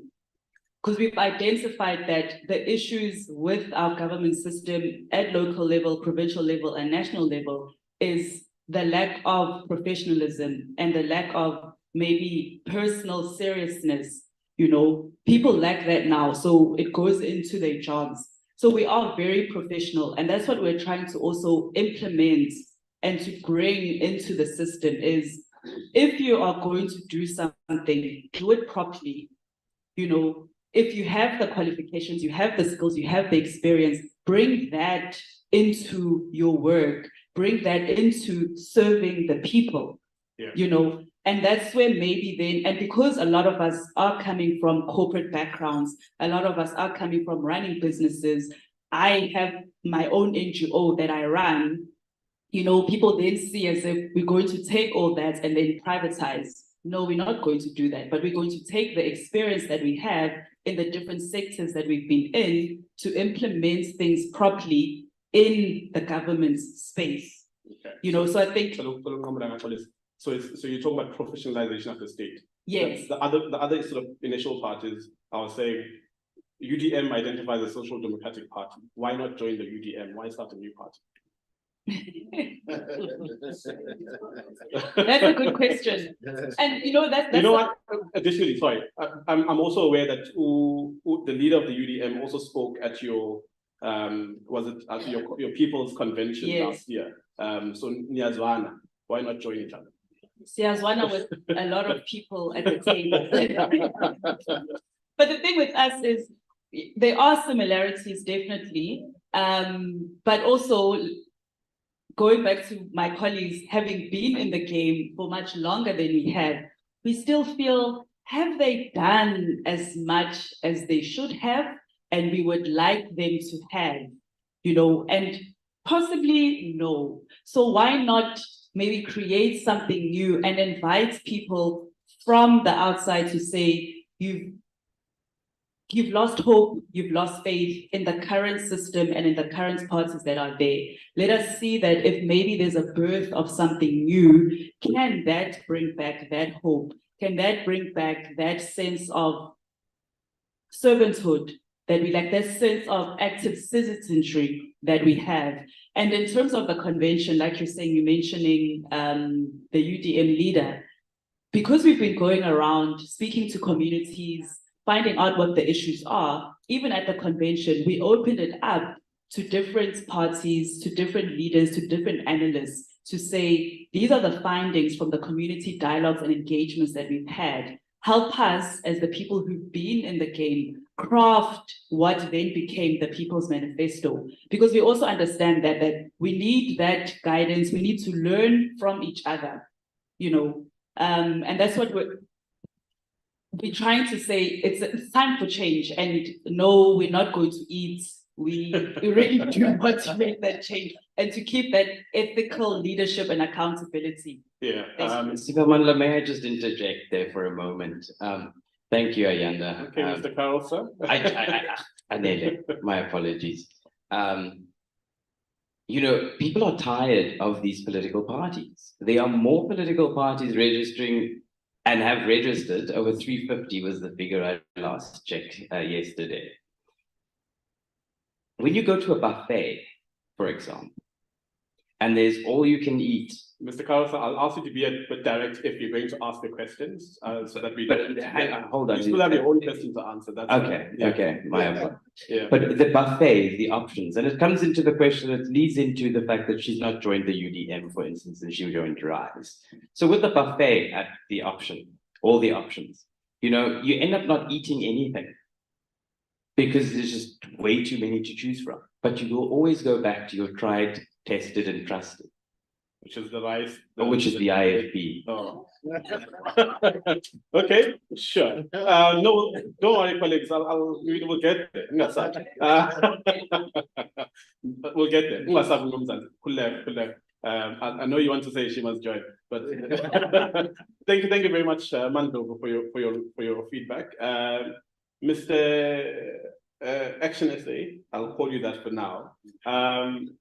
So people's gathering, people's convention, who are the people, and why, for instance, do you feel like the terminology that's used at election time, primarily when you're starting a new movement, business the world peoples, but the ownership isn't there? Is it a function of the funding model of the political sort of structure in our country? People are getting monies from Oppenheimers, people are getting money, etc. From So when you say people's gathering and what comes out of the people's gathering, what I know about the people's gathering, it also asks you to consolidate power between yourselves and the Musi. Why was that rift in terms of because the intention was there within Seven Sun and Awonye, and you created a split further. Why do you think that was? No, thank you very much. You are reminding me a question that I was asked on Saturday by one of the old lady in Eshongweni farmers market. It's a white lady, a DA member. She said to me, I like your president. And I said, who? Because I was like, I said, no, Herman Mashaba. And I liked him when he was still with the DA, and I still like him today. And she went further to say, I think Musa Maimane and Herman are good leaders. Why you guys didn't team up and work together? He then closed his remarks her remarks by saying, nevertheless, she will vote Action SA because of President. Of course, we went there. Right. Now, yes, you are quite right, Siphamandla. The Action SA together with IFP and the DA, with the exception of my two colleagues here on my left-hand side, who are in the multi-party charter. it's a gathering of equal political parties. There's no big brother there. There is a common purpose. The common purpose is, what is it that we can do to turn around the painful situation that we find our country in right now? That is why in Action SA we've got a clarion call that says, let's fix South Africa. Because we strongly believe that South Africa can still be fixed, right? It needs, and the yardstick that we are using, and also the research that comes out from various researchers, suggests to us that the people of South Africa are actually sick and tired of one party rule.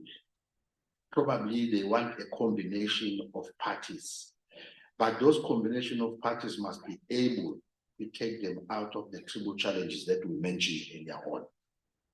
So therefore, as Action SA, we believe that everything that we do, it must emanate from what the people want the political party to do. And I can tell you this, Spamandla and the audience, that we believe that the people of South Africa have chosen Action SA as a preferred alternative. What do I mean by preferred alternative? Is because they believe that we are bringing into government ethical leadership. We believe in strong values. We believe that there is no one who is born corrupt or dishonest. People, they learn to be corrupt and to be dishonest through socialization, and it becomes an inherent kind of something. Yeah. So we are saying as Action SA, there is so much, there is money in our government. It's just that it is being misused. The money that you can channel to be able to assist people to get out of poverty. The money that my sister spoke about earlier on, I mean, sorry, the colleague from UDM, you know, of creating a state, did you say a state bank? Yeah. A sector bank. Spaman, if I may ask you a question. Sure. Itala is a state-owned entity, Itala. And when it was put up, it was very specific what it was supposed to do. It is still doing that. Is PIC doing what it's supposed to do today? Or whether it is all these institutions that become milking cow for the politically connected and the political elites. What has brought us to this situation, we know it. That is why I'm saying it is good for people of South Africa that we have Action SA. It is good for people of South Africa that we have this multi-party charter. Okay. Thank you. Thank you very much. Just to follow up, you talked about the free market, for instance, where the way in which the economy is run is with little to no government intervention, straight to media demand. What does that mean then for fixing inequality, particularly when there's a sense that the market decides the way it decides. Capitalism works where the fittest survive, essentially. And ultimately, how do you help others get to the same level when you're insisting on a free market economy? And part of what I saw with the trip that your leadership took along with the multi-party charter is center-right political parties to some extent, except with I don't know at the moment ideologically whether the DA is here. I'm not here, yes, in terms of where you are right now, based on the rhetoric that's also aligned to whatever is happening in the US, etc. But like, how do you marry the lack of government intervention in the economy where there's such a significant amount of inequality? As Pamanda, government must make a conducive environment for business to thrive, for investors to invest. That should be the primary role of government. Set up legislation that is going to enable business people to do business. Sorry, just 1 second.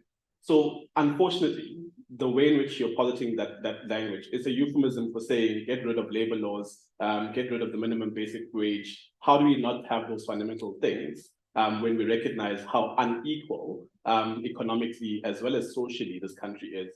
how do you argue for less government intervention when the policies that government is setting up primarily speak to trying to elevate the ones who don't have in order to give them an opportunity to have? Let us separate the two, as Paman. Sure. Government intervention and government interference. Those are two different things. Yeah. Government must intervene where business people are actually doing wrong. Okay. But government must also intervene where labor laws are prohibiting business people to do business. We are for labor rights, that people deserve to be compensated in terms of the labor that they put in. And we are for professionalization also of government, that people who have skills, appropriate skills and the capacity, irrespective of the color of their skin, must get into position. This thing of paid employment or deployment is what has brought us to where we are today. Thank you. Thank you very much, Ngiyabonga. Thank you for bearing with me, all of you. I'm not trying to be mean, I'm trying to be clear. Mr. Carroll, sir, so 3,000 rands for graduate grants and other grants, and you've spoken a bit about how to recuperate some of that money, and you say corruption is where we lose a lot of the money, and we need to plug that hole. When the Auditor General brings out its their statement, for instance, they don't talk about how great IFP municipalities are being run. You're also on the same category of municipalities that are causes for concern. How is it that the IFP is able to posit itself as a party that is free of corruption in the instance that, for instance, last year, there was a mayor who was accused of doing something to a tender, and it was in KZN. I've just forgotten a specific example, but you know what I'm talking about. And 12 officials were fired as a result of that. Yes, my mic on. Yeah. Thank you, Spamanda. Good question. In fact, you know, the IFP's governments in KwaZulu-Natal is predominantly up north, predominantly don't have a tax base. They receive money from DORA, the Division of Revenue Act, and that's where their income comes from and how they distribute that. So there's not much they can do really. So if you're wanting, you know, great stories to tell, then you need to follow our pages. You need to look at what we are doing, and you need to then perhaps pay more attention to the governments in the rest of the province instead of just looking at eThekwini, if we're talking about Durban specific. But where we do govern, we do have great success stories. We do change lives. We do uplift. We do partner with our traditional leaders. We do partner with our community leaders. We do partner. Sorry, Mr. Carlos. My question was specifically around corruption. So I was saying IFP governments, even in municipalities, have not proven to be free of corruption.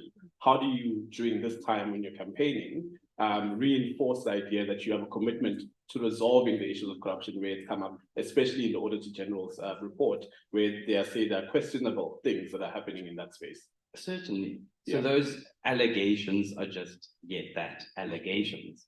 They Okay. haven't been proven in a court of law. Okay. And if that were to be the case, then the party would take action.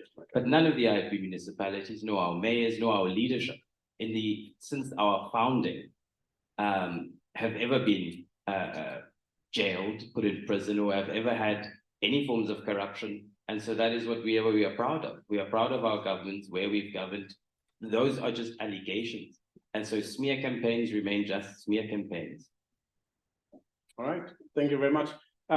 So I'm excited by seeing you on the panel as a young person who's not Zulu speaking. I am making assumptions here. So you might know some Zulu, but it's not your mother tongue, I assume. And part of the accusation against the IFP is its Zulu ethnic sort of history, and it seems to be quite a fundamental identity. How do you appeal to the broader South African population, particularly when even at your launch, we didn't see the Khoisan doing a traditional dance, but it was only Amabuto who are present in that space? We can't deny the fact that we are in Zululand, and so even I get excited about just, you know, the display of culture and that certainty, and, you know, majority of our country speaks isiZulu. So it's not that the IFB are just for Zulus. I mean, I don't speak isiZulu.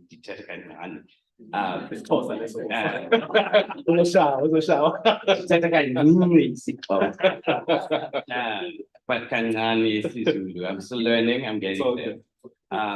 The party is diverse. If you look at our numbers, if you go back to 94 even, why I'm here and what resonated for me as a young person and as someone that is not isiZulu and that don't come from a history of what people would call up violence and ethnic tribalism and all these things, that doesn't appeal to me. What appeals to me is this is a center-right party that is based on values, moral values, about dignity. It's about Ubuntu. It's really about, it takes a village to raise a child. And this party works like it's a family. Our constituents are like family members because we exist to serve, and that's in our blueprint. It's in our DNA that what we do and whatever it is we do so in the service of others. And so that resonated to me, and it also because it has this beautiful balance between supporting a free market economy and supporting big business to do exactly that, to innovate, to make us better compete, to grow our economy, to get us more jobs, but at the same time to make sure that we remain a government that takes care of the people. And so it comes to the answers that, I mean, our founder founded Ithala Bank. Prince Buthelezi is responsible for that because that was also taking care of so that Black people in that, the terms back then would be able to access loans and finance and have a leg up. Way before the Yellow Party was there to do anything. At the same comes with social grants, for instance, delivering the first social grant and knowing that, giving someone a hand up is better than giving someone just a grant.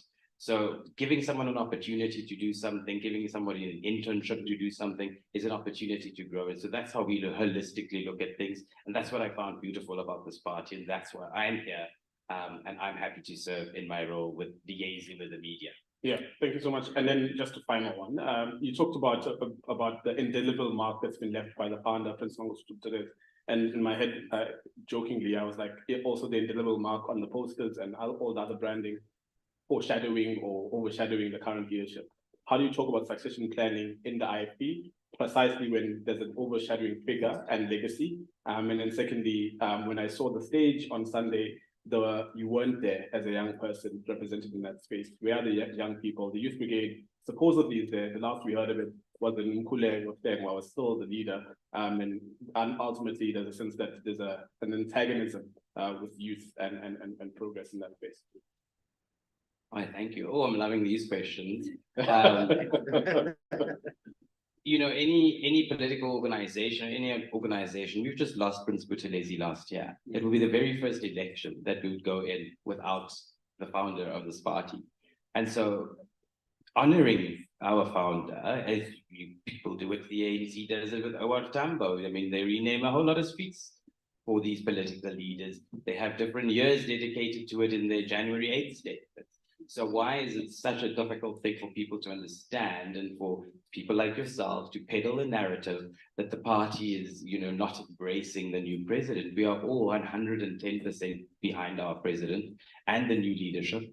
And what an opportunity for a political party to have a smooth transition. If you look at many other political parties where you had one leader, which, he by force, he was there, he didn't want to lead that long, he wanted to step down many years ago. But if you're called to serve, you serve. And so there's no issue with having to have Prince Manga. I'm wearing it today. There's no issue with having Prince Buthelezi on my chest or in the front of any poster. It's still the fact that is who the IFB is, and that will always remain our core values and our guide for that. Yeah, succession planning and young people. Succession planning and young people, the IFB Youth Brigade are doing amazing things. So I don't know about you, but after Kuleko Shlengwe, who's Mtukozisi Mamalu, who sadly passed away, who's also a 32-year-old member of parliament for the IFB. And now we're led by the Honorable Sanele Zondo, who's also in parliament, and they are doing, if you haven't checked the programs of late, then I don't know. We're also faring really well at So when I ask, I don't ask also myself. doing good. There are people in the room who don't know. Oh, people in the room. Okay. I thought those were why the mics were there, but these are good questions. I mean, the Thank IFP youth is growing stronger. I mean, if membership numbers could be anything to go by, then we are looking really good. And it's for that reason why I'm here today as a young person representing the party, New Face. Cool. Thank you very much, Mr. Carl. A round of applause for all of them. There are just 2 hands that come up. Gonna go and 3 now. So I'm gonna go put it baby, and then we'll go to Rise, and then we'll go to the DA. Okay. No, it's just a curiosity that poked my mind as I was listening to him. It's something that I had in my mind when I saw. Mr. Carol, sir. Yeah. Yeah, okay. When I saw the IFP branded materials to advertise for, for voters to appeal to your space. So I saw the picture of your former leader, who may his soul continue to rest in peace. And I was worried. I said, maybe is it because they are worried that supporters may not particularly support the new leader? Though hence you thought, let's continue with the So I was worried. So that's my question. Yeah. I'm not casting this new leadership. I mean, it rises from what you were saying. I not put a face up there that people believe in this person. So that was where my worry was. I feel like you've responded to this, but you can carry on. I know this is not a rebuttal. Yeah. But it's not the politics of a T-shirt and whether your face is on there or not. If you can speak into the mic, sorry, for the people online. People have supported and continue to support the IFP. If you look at our recent by-election results, that if that's something to go by, then you will see that the support has just continued growing. Prince Mangosuthu Buthelezi had stepped down from his role as president of the party, leading it actively to be a president emeritus, which is a figurehead, and we honored him with that. So we've had a new leadership for quite some time, and the numbers doesn't look any different. I don't know. I can't say the same for you. Hectic, nice. Okay, this is getting like a debate now. Okay, Rise. What are your thoughts on? Yes. So I wanted to make reference to the buffet, the rice, the meat, the potatoes. yes, the rice, the meat, the other things. Maybe sometimes, yes, there is a buffet and people do go back to what they know, but maybe that food becomes off. Yeah. And it becomes stale, and you no longer can eat what you are used to. So it's time for you to try something new, to try something fresh. Yeah. And with that also, I just want to make reference to the youth. That's something that we have been speaking about a lot here. And what we at Rise are also noticing is a lot of these opportunities that come, and the sector bank example also spoke to that, is the youth. But what happens to the people who are over 35? A lot of just looking at those. You see, you can get some votes just for 35. But that's the thing that we also feel strongly about. I'm 39 now. I was retrenched when I was 35. And it took me until I started my own organization. But there was a point where I was no longer a youth.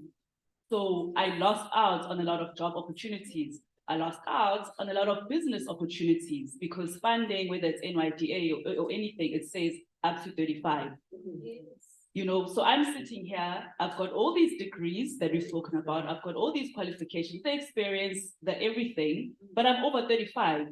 So what do I do? And that's when then I started what I started. But what about the people who are not in a position that I'm in to say, okay, I've got all these connections that I made while I was working. Let me go back to them and say, can I do this training? Can I do these things for you? So that's something that we also need to look at is what do we do? And there's an example that our premier candidate likes to make an example of is there's a lady who passed matric at 35. Now, she's passed the matric because we encourage people to get matric, but what is she going to do with that? What job is she going to do? Yeah. And then lastly, another joke came up, but it's for the DA. And then the other thing that I wanted to make note of, with what my colleague has said, is the allegations of corruption. And that's the thing, people are tired, even if you're not found guilty, the fact that there's an alleged corruption. the fact that there's an alleged crime, we should take those things seriously. I don't want to vote for someone or be led by someone who has something hanging over them. You know, as an example, I was nominated for a GBV award and I was very excited. I got people to start voting, but the organization that was hosting the awards then said the person who is delivering the keynote address is our former president, Jacob Zuma. And I sent a message to them to say how, when he was on trial for rape, and we are supposed to be fostering a Judy-free society. And I pulled out of those awards because I say, then it doesn't make sense that I'm still saying I'm fighting for a gender-based free society, and a person who had an alleged trial against them, Colleagues, you know, is heading this up. So it's also that, let's look at that. Do we want to be led by leaders or people who have alleged corruption cases and alleged crime cases against them? Thank you. Thank you very much. Mr. Mayor. Thank you. I just quickly wanted to touch on your remark where you're not quite sure where the DA lies these days. And I think it's a very important thing to discuss. The Democratic Alliance is unapologetically liberal. We are not ashamed of being a liberal party. I know liberalism gets a bad rap and people talk about what they think liberalism is. We are not ashamed of being a liberal party. But liberalism is not a narrow field. Liberalism is an umbrella. And it's held together by the stick of believing in individual rights. But you get social liberals, that's on the left of it, that's where myself are, and you get the classical liberals, that's a bit more to the right. The DA is a centrist party. Our social policies is definitely left of center. There's no doubt that our social policies is left of center. Our economic policies are a bit more right of center. Although officially, and that's in our manifesto, we believe in a social market economy. So we do understand that there is certain roles that government must play in a country like ours, because we are not America, we're not Europe, we're a totally different country, and we have to adapt all these systems like liberalism to what works for South Africa. So we're not ashamed to say that we're a liberal party, we're not ashamed to say that we're a centrist party, because if there's one thing we see, especially what's happening in this province now, the center must hold. We cannot allow extremists on the right or extremists on the left. No problems. Wait where you are. Sorry, Mr. No, right. We cannot allow extremists on the left or the right to take over our country and destroy the dream we've had in 1994. And unfortunately, and I think this speaks to what Rise is speaking to and making a very valid point, the world over, people have lost trust in politics as usual. People don't trust politicians with good reason, because politicians the world over are letting us down. So we need to change the system, but the system also needs to be changed from within. And that's something that we believe in as a liberal party. Thank you. Cool. Thank you so much. We need to talk about your campaigning then, if that's okay. But that's an afterwards. We're going to give you the opportunity to ask questions, but I'd like to offer you tea and coffee and biscuits, etc. We're going to have lunch as a reminder. Hamanyo Tata quickly, something to eat and drink. 10 minutes and we resume so that our colleagues can also get some water. I think there's some political parties who came with seconds, so if you want to substitute, you can also do that for the next portion of the program. But thank you so much for the first part. Sure.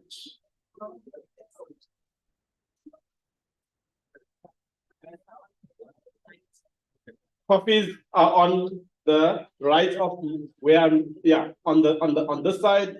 Tea, you said tea. Teas are on this side. So you mean like muffins and stuff? Tea. Oh, okay. Okay. Teas and coffees are separate. Okay. Ish. Yeah.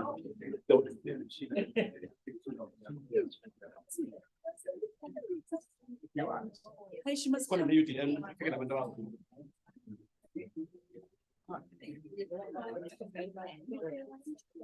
Well, the difference is very clear. The difference was not going in favor. They didn't all this.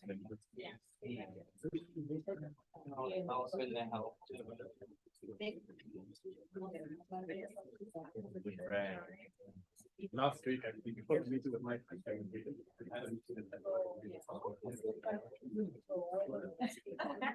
so on that, I'm going to all right.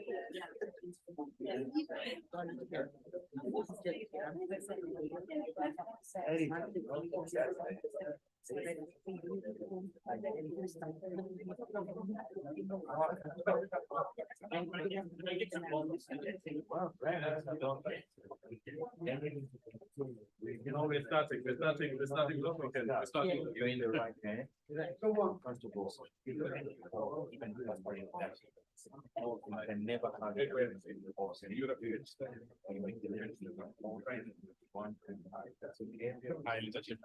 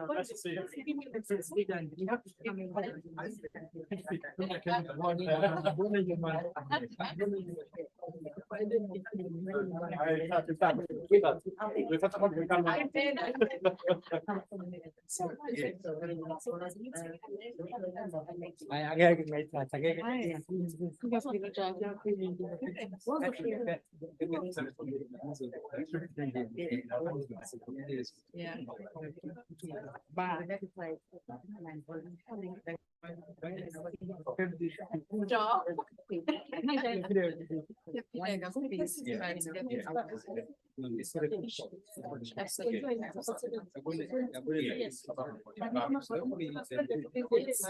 It's exactly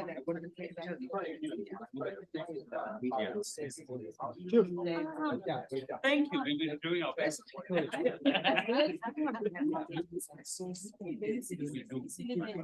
Yeah.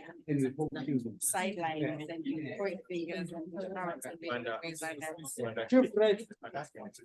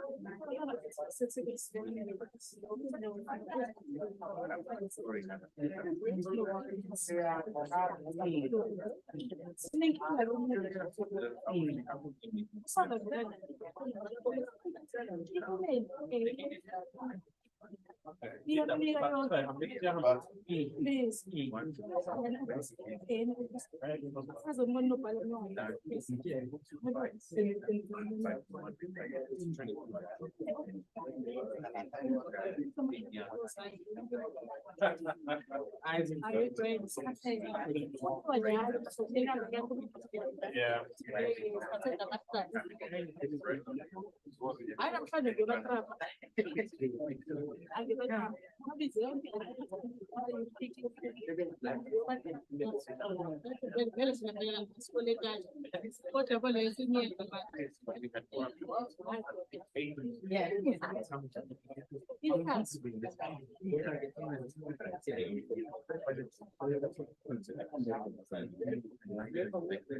Oh, no.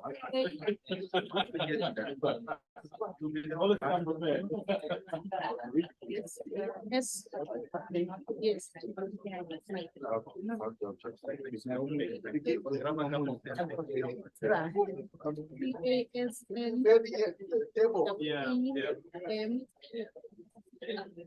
Yes.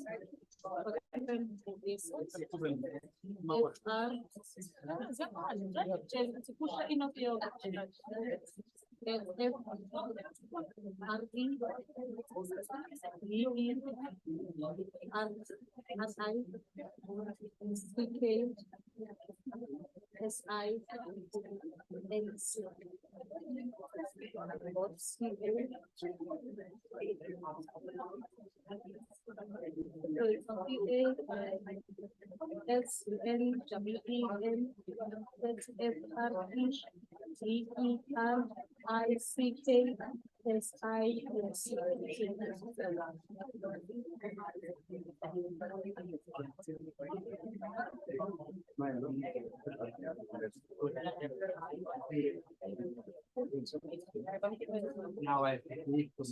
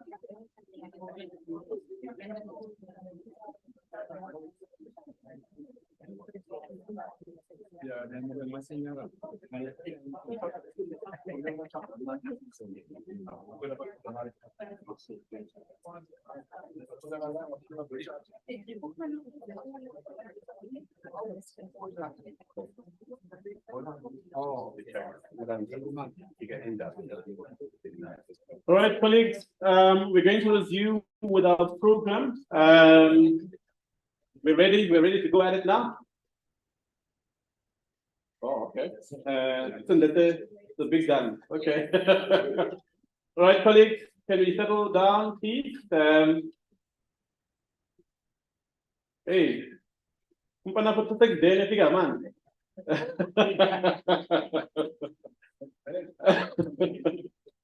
can we settle back down? Our colleagues who are on the podium, please do move up to the podium. Mr. Mayor of the Democratic Alliance, Mr. Carlos of the IFP, Mr. Begin Swire.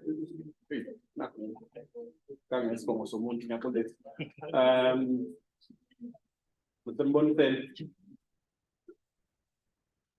and Mr. Mbedi from the UDM.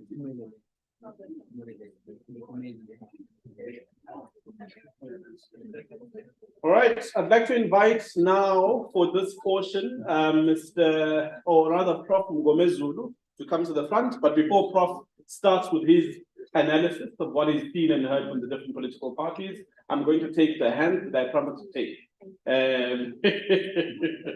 So I'm going to ask that in asking or engaging with your questions, we don't, we don't need to hear the entire narrative about where you were born, etc., how many kids you have, etc., we'd like to for you to get as much as possible straight to the point. I'm giving this opportunity to our political leaders to join the panel again, please, which is why I'm dragging this introduction for quite a bit. So Kalango, missing there, and then we're going to go that's two. Then we're going to have Mamduli, We're gonna have Jason Bewe. Who else? As someone who hasn't spoken yet. Udu and then for now. All right, Mr. Better, if you can join that mic, please. I'm gonna ask our political parties to take notes of the questions.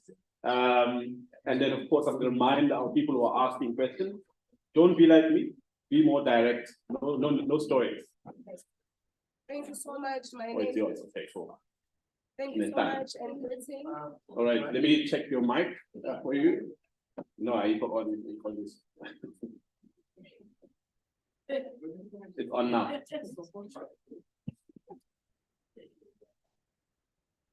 Thank you so much. My name is Tandambe J from Tandambe J Foundation that deals with vulnerable maids. I've noticed that, thank you so much for your presentation. I'm sorry. So there's I did say that the people brought more than one person, political parties brought more than one person to the panel. I just need to make an announcement as to why the lady is now wearing black as opposed to white. The RISE provincial premier candidates, previously provincial convener. Welcome. You'll be taking questions, regardless of what you said. Now you're accountable for what you said. So, yes, ma'am. So, yeah, some of your points you're trying to convince us. However, you are all political parties. One thing that I've noticed from almost all political parties that are here and some that are not here. Most of you don't talk about maids who are not working adults. Yes, we are talking about the high rates of crime in South Africa, and most crimes are done by maids because they are not working. And what exactly are we saying? What exactly are we going to assist? Yes, I am a woman, and I do believe you need to give us the first priority. But what about maids? What about maids that are over 30, 35? I think the guy from Action SA, it talks about that we need South Africans who are skilled. But we can start by educating adults about skills. We need to go back to education. So the system of education in South Africa, we need to look at subjects that are taught in schools. Are they skills related or they are theoretical? We can't expect people to have skills. However, from primary to high schools, most of the subjects are not skills related. Yes, we are saying we need to work with SETA. Yes, we need to work with SETA. And one of, I think the guy from UDM. Yes, from UDM. If I'm not mistaken, I stand to be corrected. You said you will give money or grants to the pregnant. Oh, that's DA, yeah. Yes, it's something that is good. It's something that is good, but you are going to give them money because they are pregnant. They are pregnant at whose expense? At the taxpayer's expense.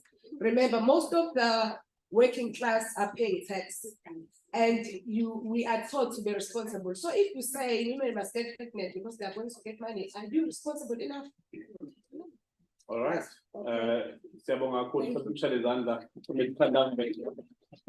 She runs an organization that does a lot of social and skills development for young men in particular. Thank you so much for this opportunity. My name is Nkanyiso Simelane. I'm here as a researcher at the African Center for the Constructive Resolution of Disputes. That's a core here in Durban. My question is in two parts, but relates to the same issue, the issue of leadership. Action SA, RISE, Mzansi, and UDM also mentioned this in their preliminary presentations. And let me start off by saying that there's a saying that when the righteous rule, the people prosper. But when the wicked rule, the people are growing. And from the preliminary remarks from the audience so far, it seems to me that the people are really growing, whether it be youth unemployment or issues with gang violence. So I really want to, my question really is about what are you doing or what have you done to ensure that the leaders that you have selected are going to select, whether it be for provincial legislature or national legislature, even local government, are moral and ethical leaders who are beyond reproach. Because really the success of your manifestos is largely linked to the leadership that you select. Because as much as the systems can be perfect, people can have the capacity to manipulate those systems if they're not Correct. Second part of the question links to youth leadership. Of course, we know in Africa that we have an issue of aging parliaments, aging leadership, but youthful populations. Same with South Africa. Can you give us statistics about youth leaders in prominent positions that you have and are planning to have in positions of leadership? Thank you. Love your question. Mr. Nduli. Good morning. One of the things that aggravates me the most about my opposition parties is because we raised quite a lot of issues here about unemployment, sabotage, crime, as well as poverty. And, you know, sorry, I'll give you this one. Yeah.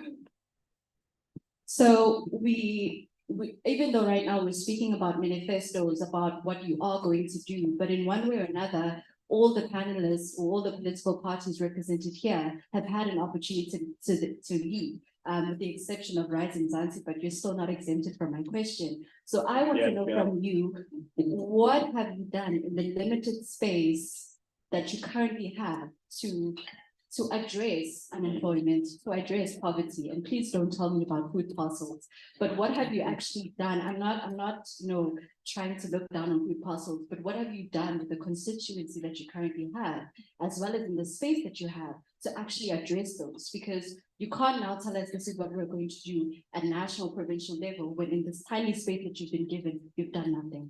Yeah, well done. Thank you. Mangala, sorry. Who was next one? Yeah, come through. Me. Where's me? Okay, come me.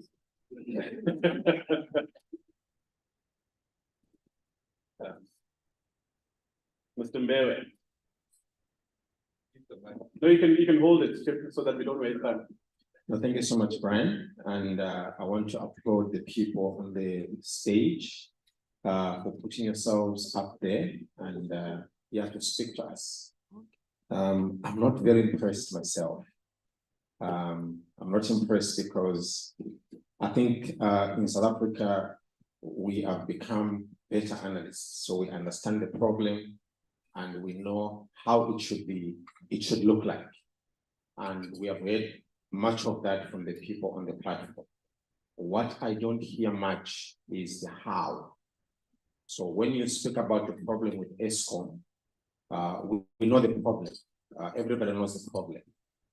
The question for me is, how many of you people sitting there or your political parties have done a research, produced a document that says, this is how we'll fix Eskom?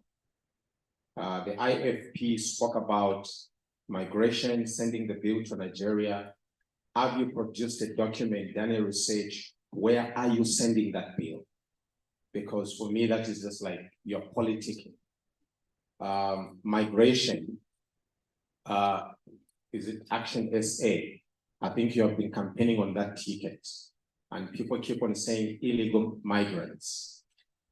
I can tell you standing from here that the people that actually commit crime, most of them are documented. I sit sometimes with, in places, sometimes with the police, where you are dealing with crime and you ask the police and they'll tell you, we cannot arrest them because they have documents. So how many of you have actually gone to the ground, done a research and produced a document and say, these are the numbers and this is what we have done? Rising Zanzibar, the lady spoke about individuals and families. I was impressed with that for many reasons. And then she spoke about drugs. And then she said, many of our young people are getting involved in drugs because of poverty. And I'm sitting there and I'm like, we were poor, we never took drugs. So maybe I want, is there a connection between families? Maybe you can just, maybe I want to give you a chance to speak more about families. I've got another question, but maybe it can't, I think it has escaped me. So okay, no problem. Thank you so much. Thank you. Thank you. Hey, that's what I thought you there was do, but I know other than do Konubapurapana or Mike basic. Why keep about it, Mike? No, nothing cheap. Lift it up, yeah, there we go. Sanbon. My name is Mtutuzi Mtumayo, from KZN. So my question mostly relies on accountability, and other political parties are not exempted, but mostly it's for DA and IFP, since they are parts of the legislature and they have been for a certain number of years. Mr. Mayor, when on his opening remarks, he spoke a lot about the government is ignoring to do this. But my question is, are you not part of the government? And I'm asking this because of practicality. In this current political state, political parties who are in the legislature, they have certain issues that they don't discuss. And they use those issues when it comes to voting for actually to make it seems like they care when they come to the communities, And again, to the representative of the IFP, you spoke about the relief for unemployment, especially I think you were responding to a lady that spoke about they have degrees but they are not employed. And a lot of political parties have been saying a lot about grants and stuff. But now the question is that really practical? With what money are you going to use? Because we are sitting at KZN, especially I'm speaking about KZN, because we overspend more than 1 million. And the IFP has 13 seats in the legislation, and they've never advocated for that. But now they are saying because it's campaigning time, we will advocate for you guys too. So yes, I think my questions were clear. Yeah. Other political parties are not exempted, but are we really being practical? Because when we go to people and say, please vote for us, we're gonna clean the street. Is that doable today before we even vote for you? Thank you. Thank you very much. Thank you. That's about it today. I'm gonna speak about it.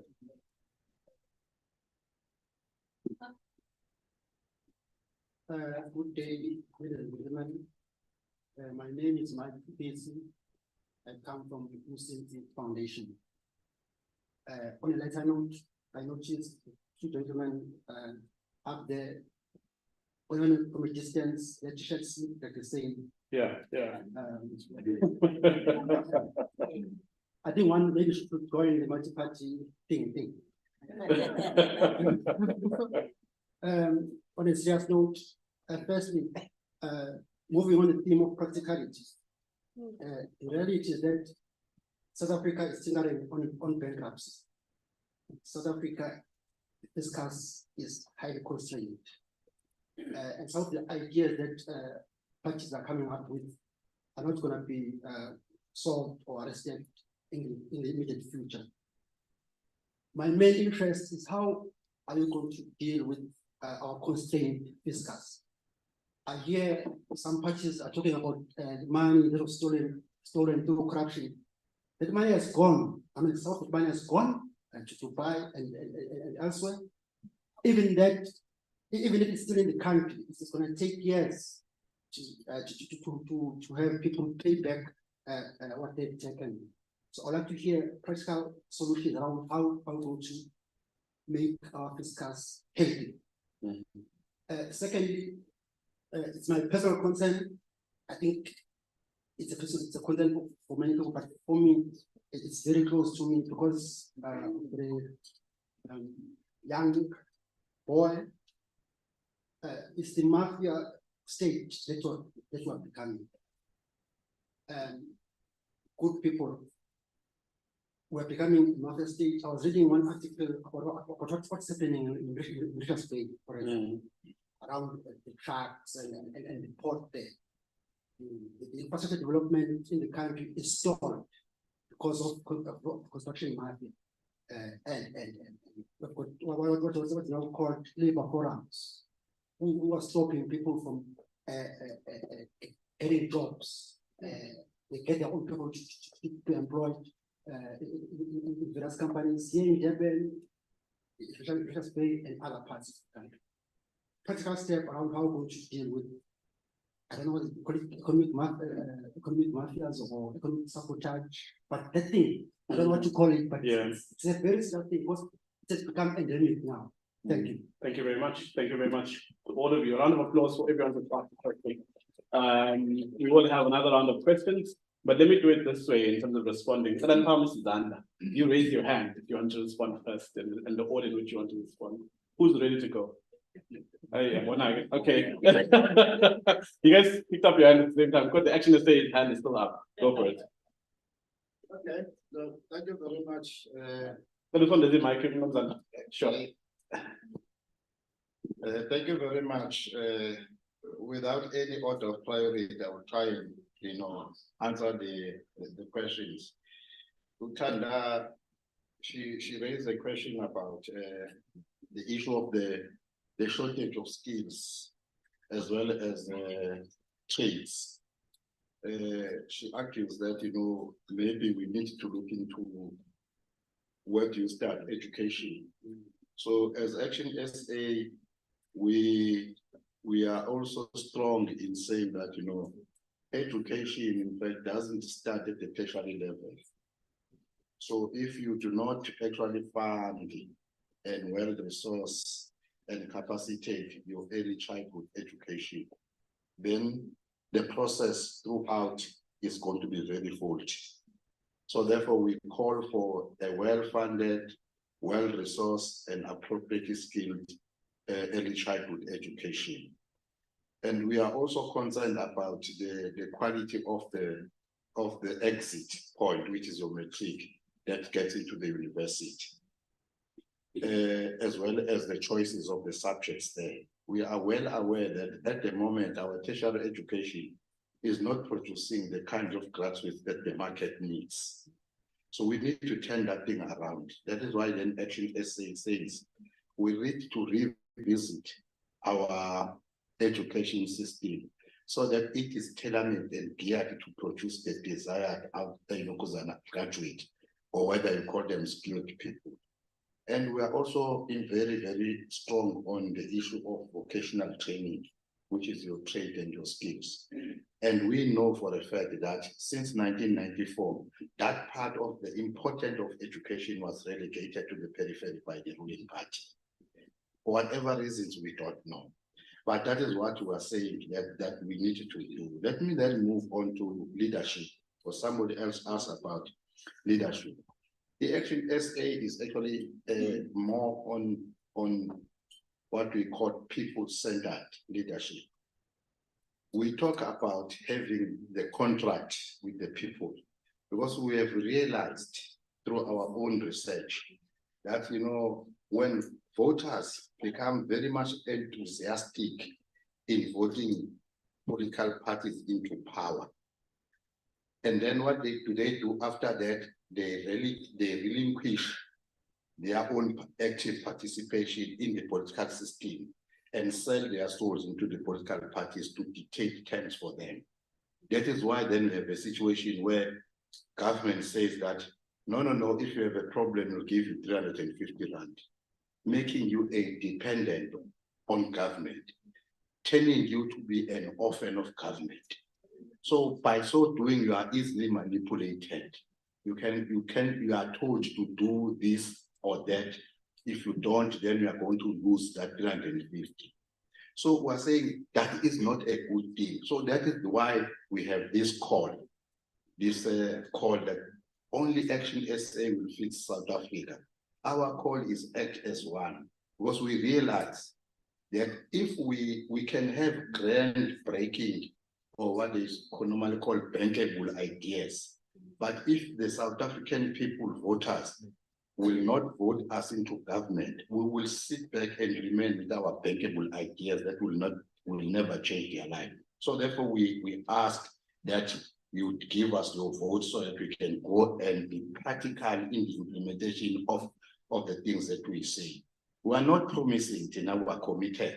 Because to promise, a promise and a commitment, we think that those are two different things.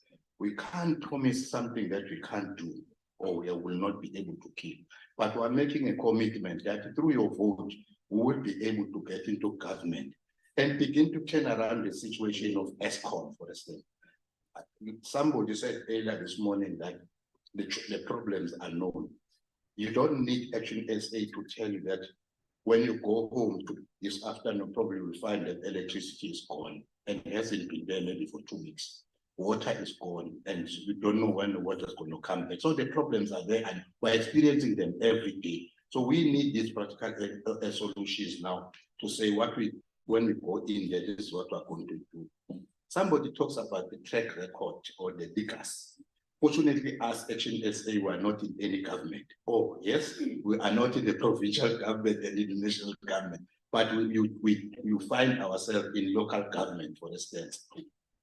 We have about 96 in the 6 municipalities that, not in the 6 municipalities, but in the 6 municipalities that we contested in 2021. It's a small number if you look at that. But for instance, let me take one example. Here in eThekwini, we did not win a vote, but we've got 4 councillors in eThekwini, which are PR, proportional representation councillors. No any other party has championed a submission for the insourcing of security and cleaners in eThekwini in the council, and that was approved. Unfortunately, the ANC and the EFF run municipalities at eThekwini are now reneging on that resolution in the council of insourcing. It's a very critical component of our population. So we now have a situation where people will talk in folk tongues. They are saying they are pro-poor, but when it matters to compensate the people that are poor, they start talking a different language. So we don't have a track record in the national and the province, but trust me, in the municipalities where we are, it's enthusiasm. Right? So lastly, Chair, I think somebody talks about the migration laws and says that Action SA is very strong about immigrants. Yes, of course, we are very strong about illegal immigrants. We believe, one, our borders are porous. They allow, angazi noma ngesingizi kwethu Tom, Dick and Harry, mhlambe ke uThemba, noMusa, I know noSibani Manyane. Nombali, yeah. Oh, to come into the country. Now, if you have that situation, then you are actually putting the country up into flames, because it is these people that are able to find their way into our own society that is also bedeviled with a number of social needs. So that is the confrontation that we are creating. I believe that South Africans are not xenophobic. We have lived with other nations, other nationals in the past with no problems. But the kinds of crime, my brother, that we see today, human trafficking, the proliferation of drugs, we strongly believe that these are kinds of crimes that are foreign to South Africans. And the issue is, when we do our root cause analysis, who are behind all these heinous crimes? It may not be that most of the foreign nationals are illegal or legal, but the issue is you need to have very tight immigration laws that is not going to allow anyone and everyone to come into the country. Safe to say that if you have a shortage of skills personnel, then if you want to import those particular skills, then you can import them. But you cannot import that forever for the country. So in closing, Chairperson, give us time when we look at the constraints of the fiscals, for instance. Obviously, that is why I was. Also, That's why I was saying earlier on, that when you have a tax base that is already shrinking, as you know, that the fiscal is strained, is constrained, it's because the tax base is shrinking. Companies are closing every day, so the corporate tax that is supposed to come in is no longer coming in. More and more people are getting unemployed or are retrenched. So those are your taxpayers. Now, when they get retrenched, then they go back to government for a social grant or social relief or safety net. And that again, then you have a problem. That is why, for the first time in 30 years, treasurer go and borrow money from the Reserve Bank to fund services. The question is it because the fiscus or the tax base is unable to give us enough money to be able to provide services that we promised in 1994? Or is it because of the mismanagement, the gross mismanagement that we have come to experience in our country now? So just a big question. Thank you very much. So in the order in which I recognized it earlier, Mr. Mayor, we've got the UDM, RISE, DA, and then IFP. Yeah. All right, thank you so much. We're trying, the technology is failing us. Hi, technology. I want to blame the technology. No, it's fine. I have 5 questions that I noted down. I want to precisely run through them so that the panic attack would leave the room. Or me, I don't know whether it's myself that panics or all of us. Others say our 2024 represents the 1994. I want to get to those remarks. What would we do with the males that are over 35? They are not working, but what are you planning to do? That's the question. The first question. Let me tell you very precise. UDM has got 2 propositions. I want to stick to these 2 propositions or proposals. Sometimes we allow populists to enter into our nerve system, and we allow populists to rise false hope in our minds. And then later, when those false hopes are really now factual hopes that were false, we then blame who? The government. We don't blame ourselves of allowing people to lie to us on a daylight. Let me respond on this question. UDM says we want to create a sector bank that will look after the communities that were marginalized. We give the communities that were marginalized an opportunity. And in that same bracket, youth. Now, when there was someone with 37 years, 35, 39, people that are outside the bracket of youth, the sector bank is there for you. You are a marginalized community member that deserves to be catered under the sector bank along with the young people, the youth, because we know that there are those particular categories. Now let's come to the other issue that this lady is talking about. Again, you look at national fund that government or that our government will be ushering forth. It's also meant for artists, people with skills, people with natural talents that may not be catered under the sector bank. Then the national fund is there for you.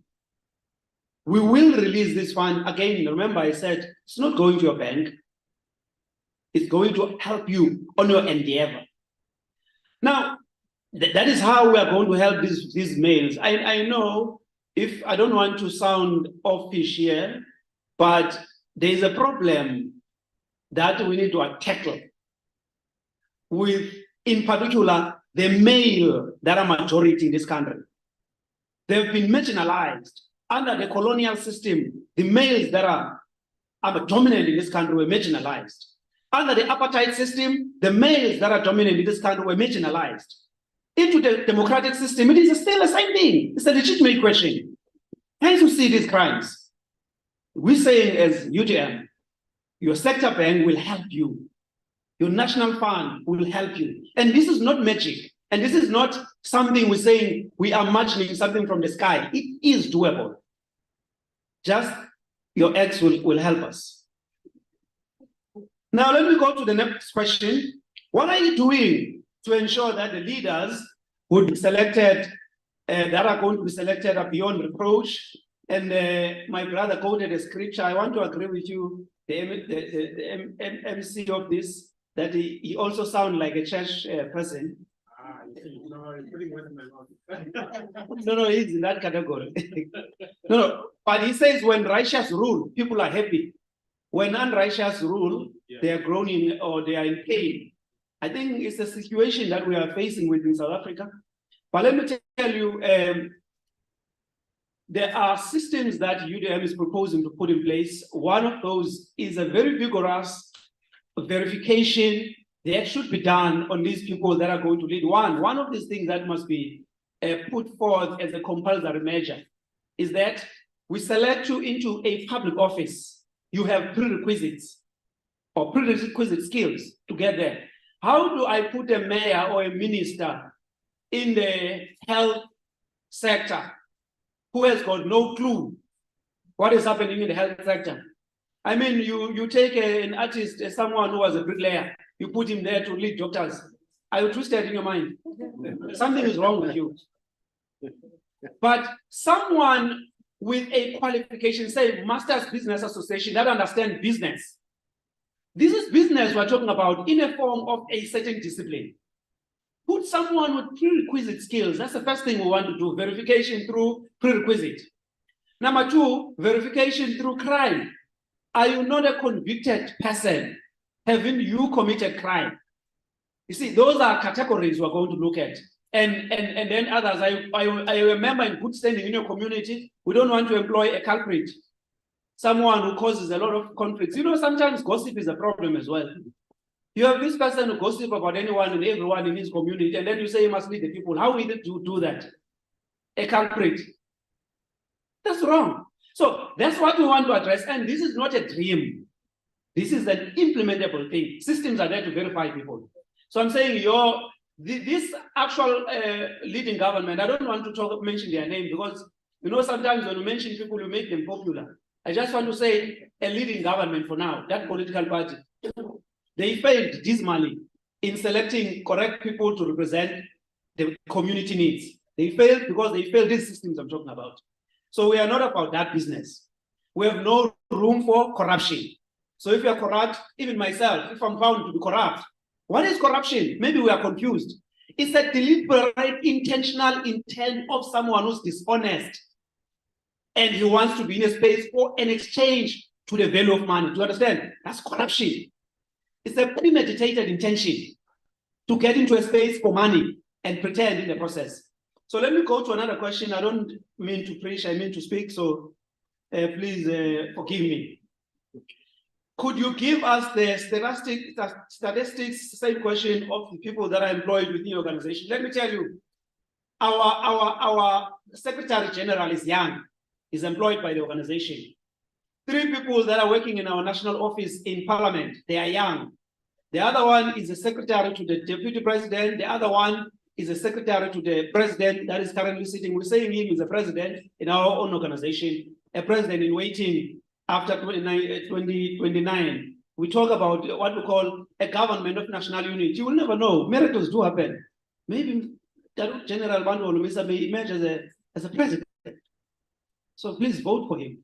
So that is what. We also have PR public representatives in Umpashe, where we are represented. It's young people. You can verify this. It's young people. Myself, I'm young, you can hear that a young person is speaking. Ubaba Nangushelapa is young. I think he's less than 40 years. He's young. So can you imagine? He looks young. Don't worry. Sometimes youth is not about the age, but I'm talking age this time around. What have you done to address the employment within the constituency? I just talked about it. It's a double fold. We employ them within us. We made them public representatives. Those we could take. For an example, there was a person who was not even in the UDM structures. he holds an honors degree in political science, is now employed as a researcher in our institution there in the national office. That tells you this UDM can do wonders once you give them an opportunity. I have to speak that. Now, the last one, or the second last, how many of you have done a research to produce a document and say, this is how ESCOM is going to be resolved? Good people, this is not a space for us to tell lies. Yeah. This is a space for us to talk the truth. Obviously, you do research when you're in government. You can do a desktop research when you are a political organization that is in opposition to the bench. Ours, I remember our president and in our diasporas or in our discussions, we talk about this. You need all the security agencies to come together, all the NH experts to come together. They give you their views in terms of the collection of the information they've gathered in line with the United Nations. Remember, our government is not in isolation to the United Nations. There is now a new program, right? Lucky enough, I represented a certain organization in London.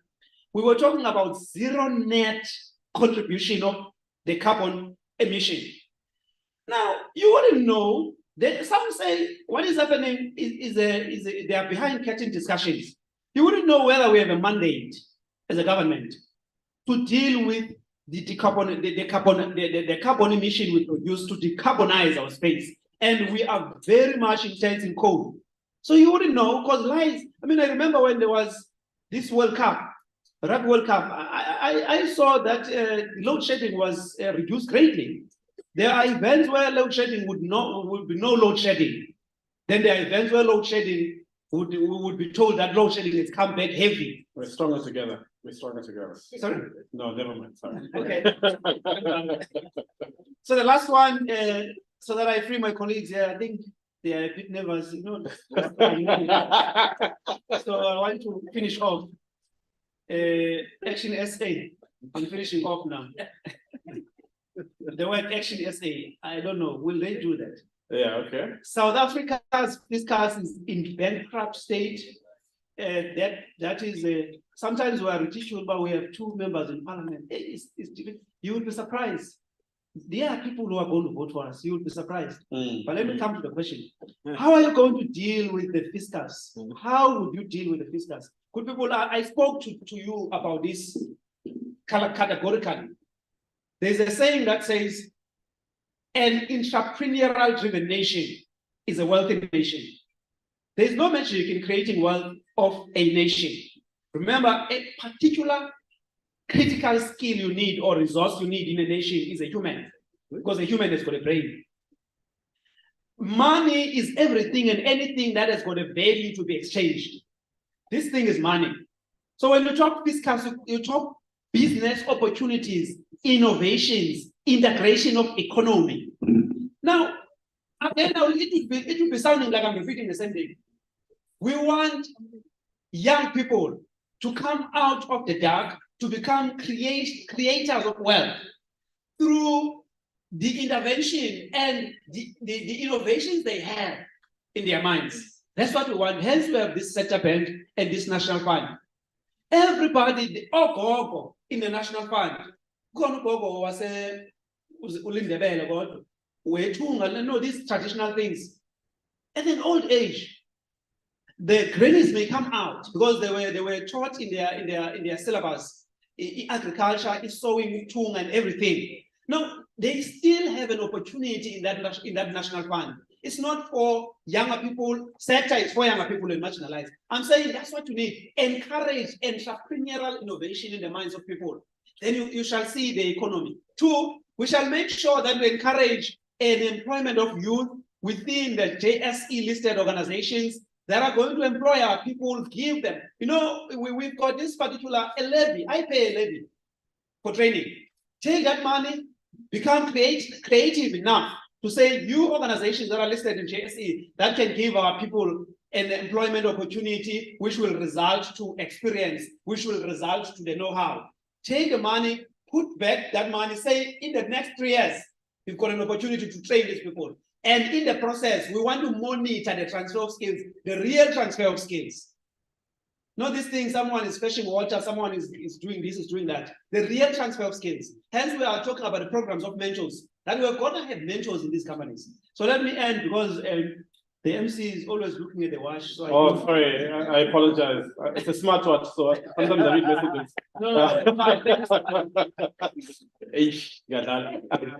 Thank you so much, colleagues. Rise. Okay, you guys will highlight. Rise. We're gonna have the Rise, then DA, then IP in that order. Thank you. Thank you so much, Sanbonani. Again, my name is Unonkululeko Hlongwane Mhlongo. I am the premier candidate for Rise Mzansi in KZN.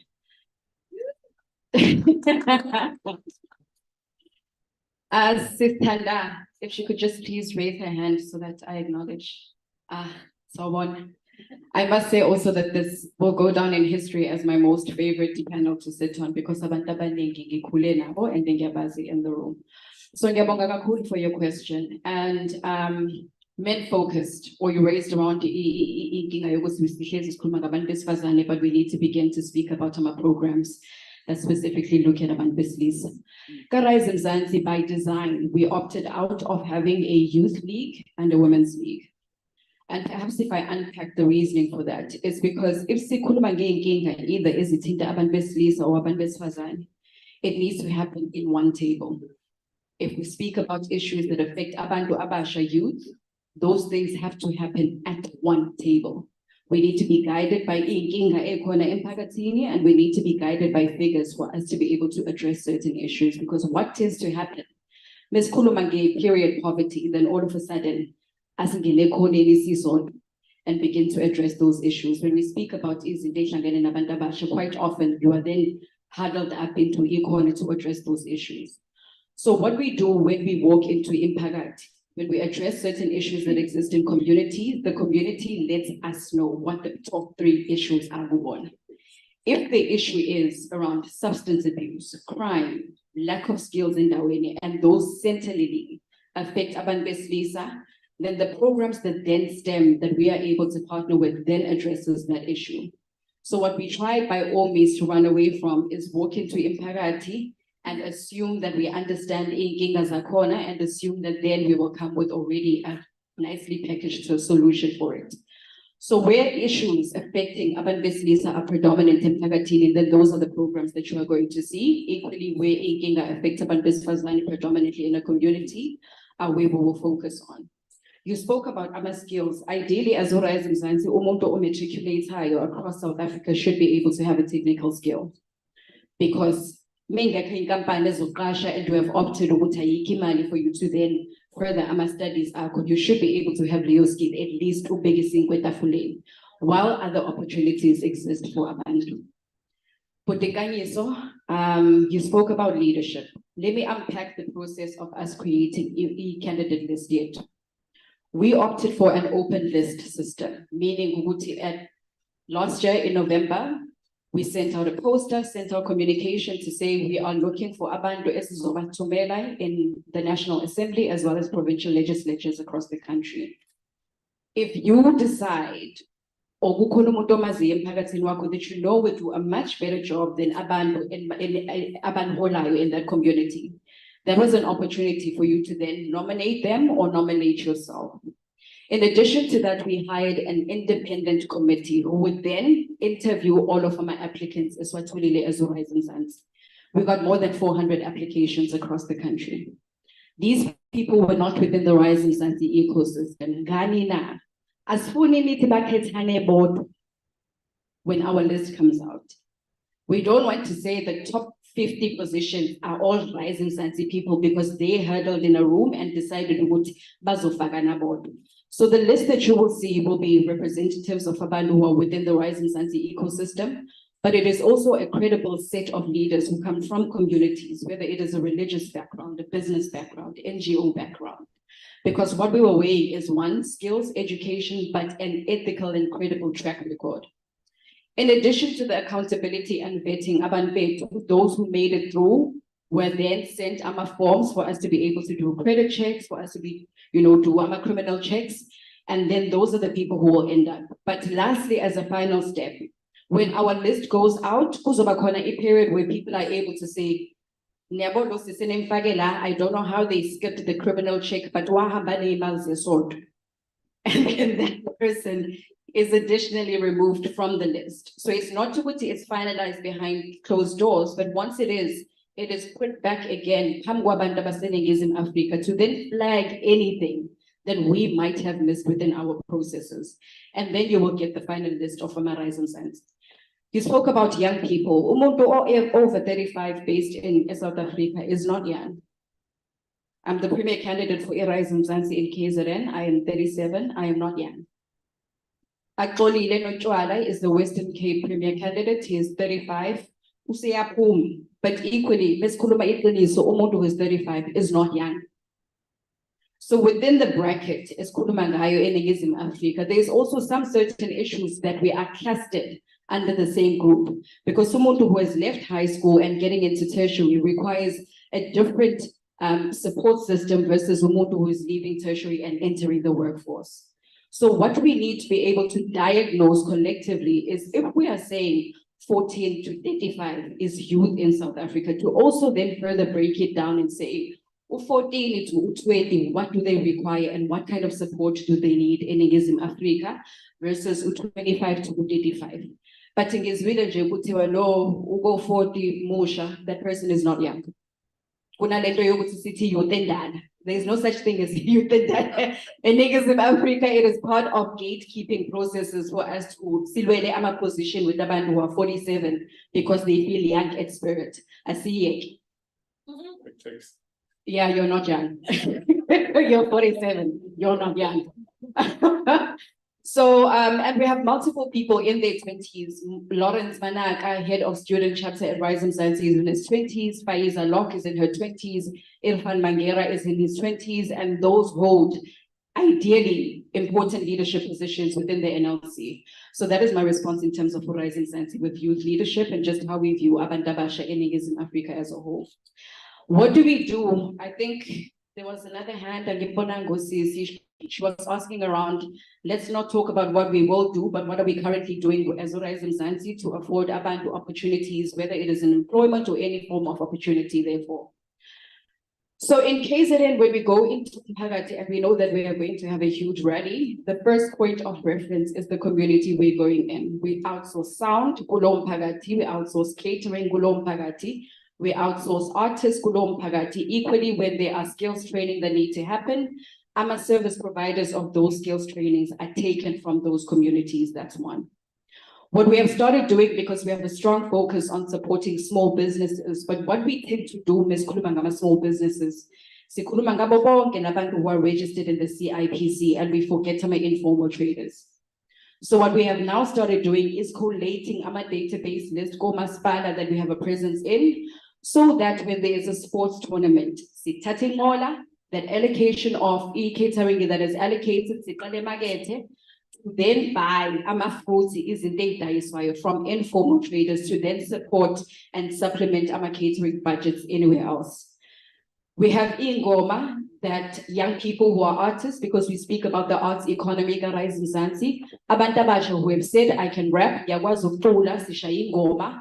Can we then be able to be outsourced when you go into community and do rallies or even just engagements? Because not every single community engagement has to be gloom and sorrow.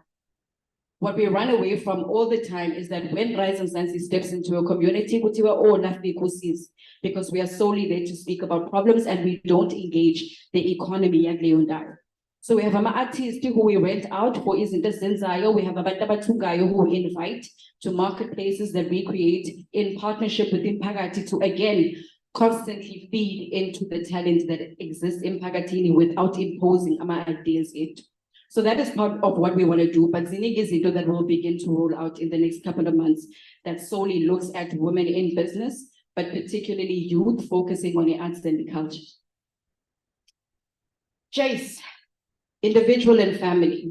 As Horizon Zanti, we believe if you cannot solve inkinga that impact Mpagati and you cannot solve problems that impact a community, then it becomes very difficult for you to effectively solve inkinga in South Africa is young. If we start in our opinions. So when Anele spoke about Abantu Abasha then resorting to ama drugs because they are unemployed, It wasn't something that we established or came to as a Rising Mzansi leadership sitting in air-conditioned offices. How we drafted our People's Manifesto is that we went out, consulted Imphakathi to gather a sense of what issues actually matter, but also to further understand inkinga ekhona emphakathini.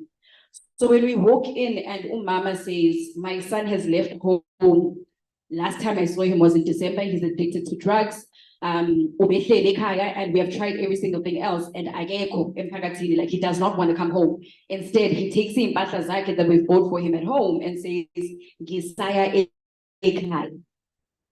Those are the case studies, and we're not saying that directly linked sithi nje umuntu osedla idakamizwa is umuntu because akasebenzi. But what we're saying is, as a core priority focus within our manifesto, there has been a huge link between a lack of opportunities for abantu abasha emphakathini to the addiction of substance abuse and equally crime. We can't run away from that. Sikhula in families where we have multiple people who are not working, whether old or young, who have taken comfort in being involved in entweni that are not progressive emphakathini. And what we say is, lo muntu who is addicted to drugs, let us not then, as a first point of correct my behaviors, chunk them into jail. Let us look at it as a health issue. How do we begin to work together in Imphakathi to build Imphakathi designed for success? And part of those things is focusing on ECD Imphakathi. Because as umzali, you are at work, but you're not sure where your child is because they are not safe with the neighbor, they are not safe at Kreshi, and you're trying to make means to get home at the same time. So the things that affect the running of Imphakathi, the things that affect how families navigate each other have to be things that become and center in politics in Africa. Accountability. The system currently relies on the innate goodness of abantu to not steal. And unfortunately, I say, look at the ANC. Great difference. So when we speak about the accountability, the systems need to encourage accountability in Africa. And that's one thing that we have to speak about. Mafia state, I don't even know where to begin in mafia state because it rules the construction sector in KZN. But in talking about the high issues, let us also talk about the small businesses who have to pay a protection fee in order to function in Phakathi. So when we speak about the mafia state, let us talk about it at a micro level as well. Yes, logo kubalulekile and we need to solve for it, but mabethu abakwazi ukudayisa in our communities because they need to pay drug lords and the community mafia a protection fee.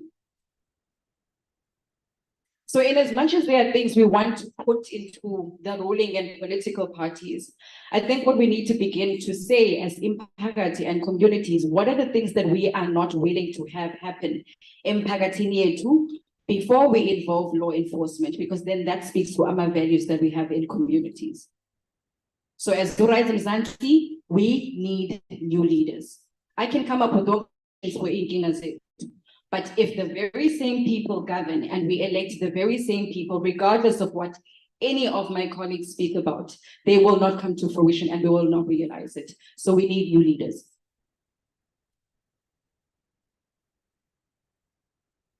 Right. Okay. Mr. Mayor, thank you very much. If you can put your mic off, please. Thank you. Thank you so much. Sorry. On that first question around males over 35, the problem is you can only divide a cake into so many pieces. If you have an unemployment figure of 39% or where it is ever currently, I don't quite believe the figures that comes out from government, then that's going to be a problem that we can't. How do you balance youth unemployment of males, unemployed women? The solution is make the cake bigger. That is the only real solution. We need to get unemployment down to 7%. Of those levels, because then we won't have to have this debate. Who do we employ? Do we employ the young people or do we employ people over 35? Because right now, the cake just isn't big enough. The cake isn't big enough because of squandered opportunities by this government. So that's the only real solution at the end of the day, is we have to slash unemployment in this country. And that's the reality of it. It's not going to be easy, but we have to do it. And it comes to skills again.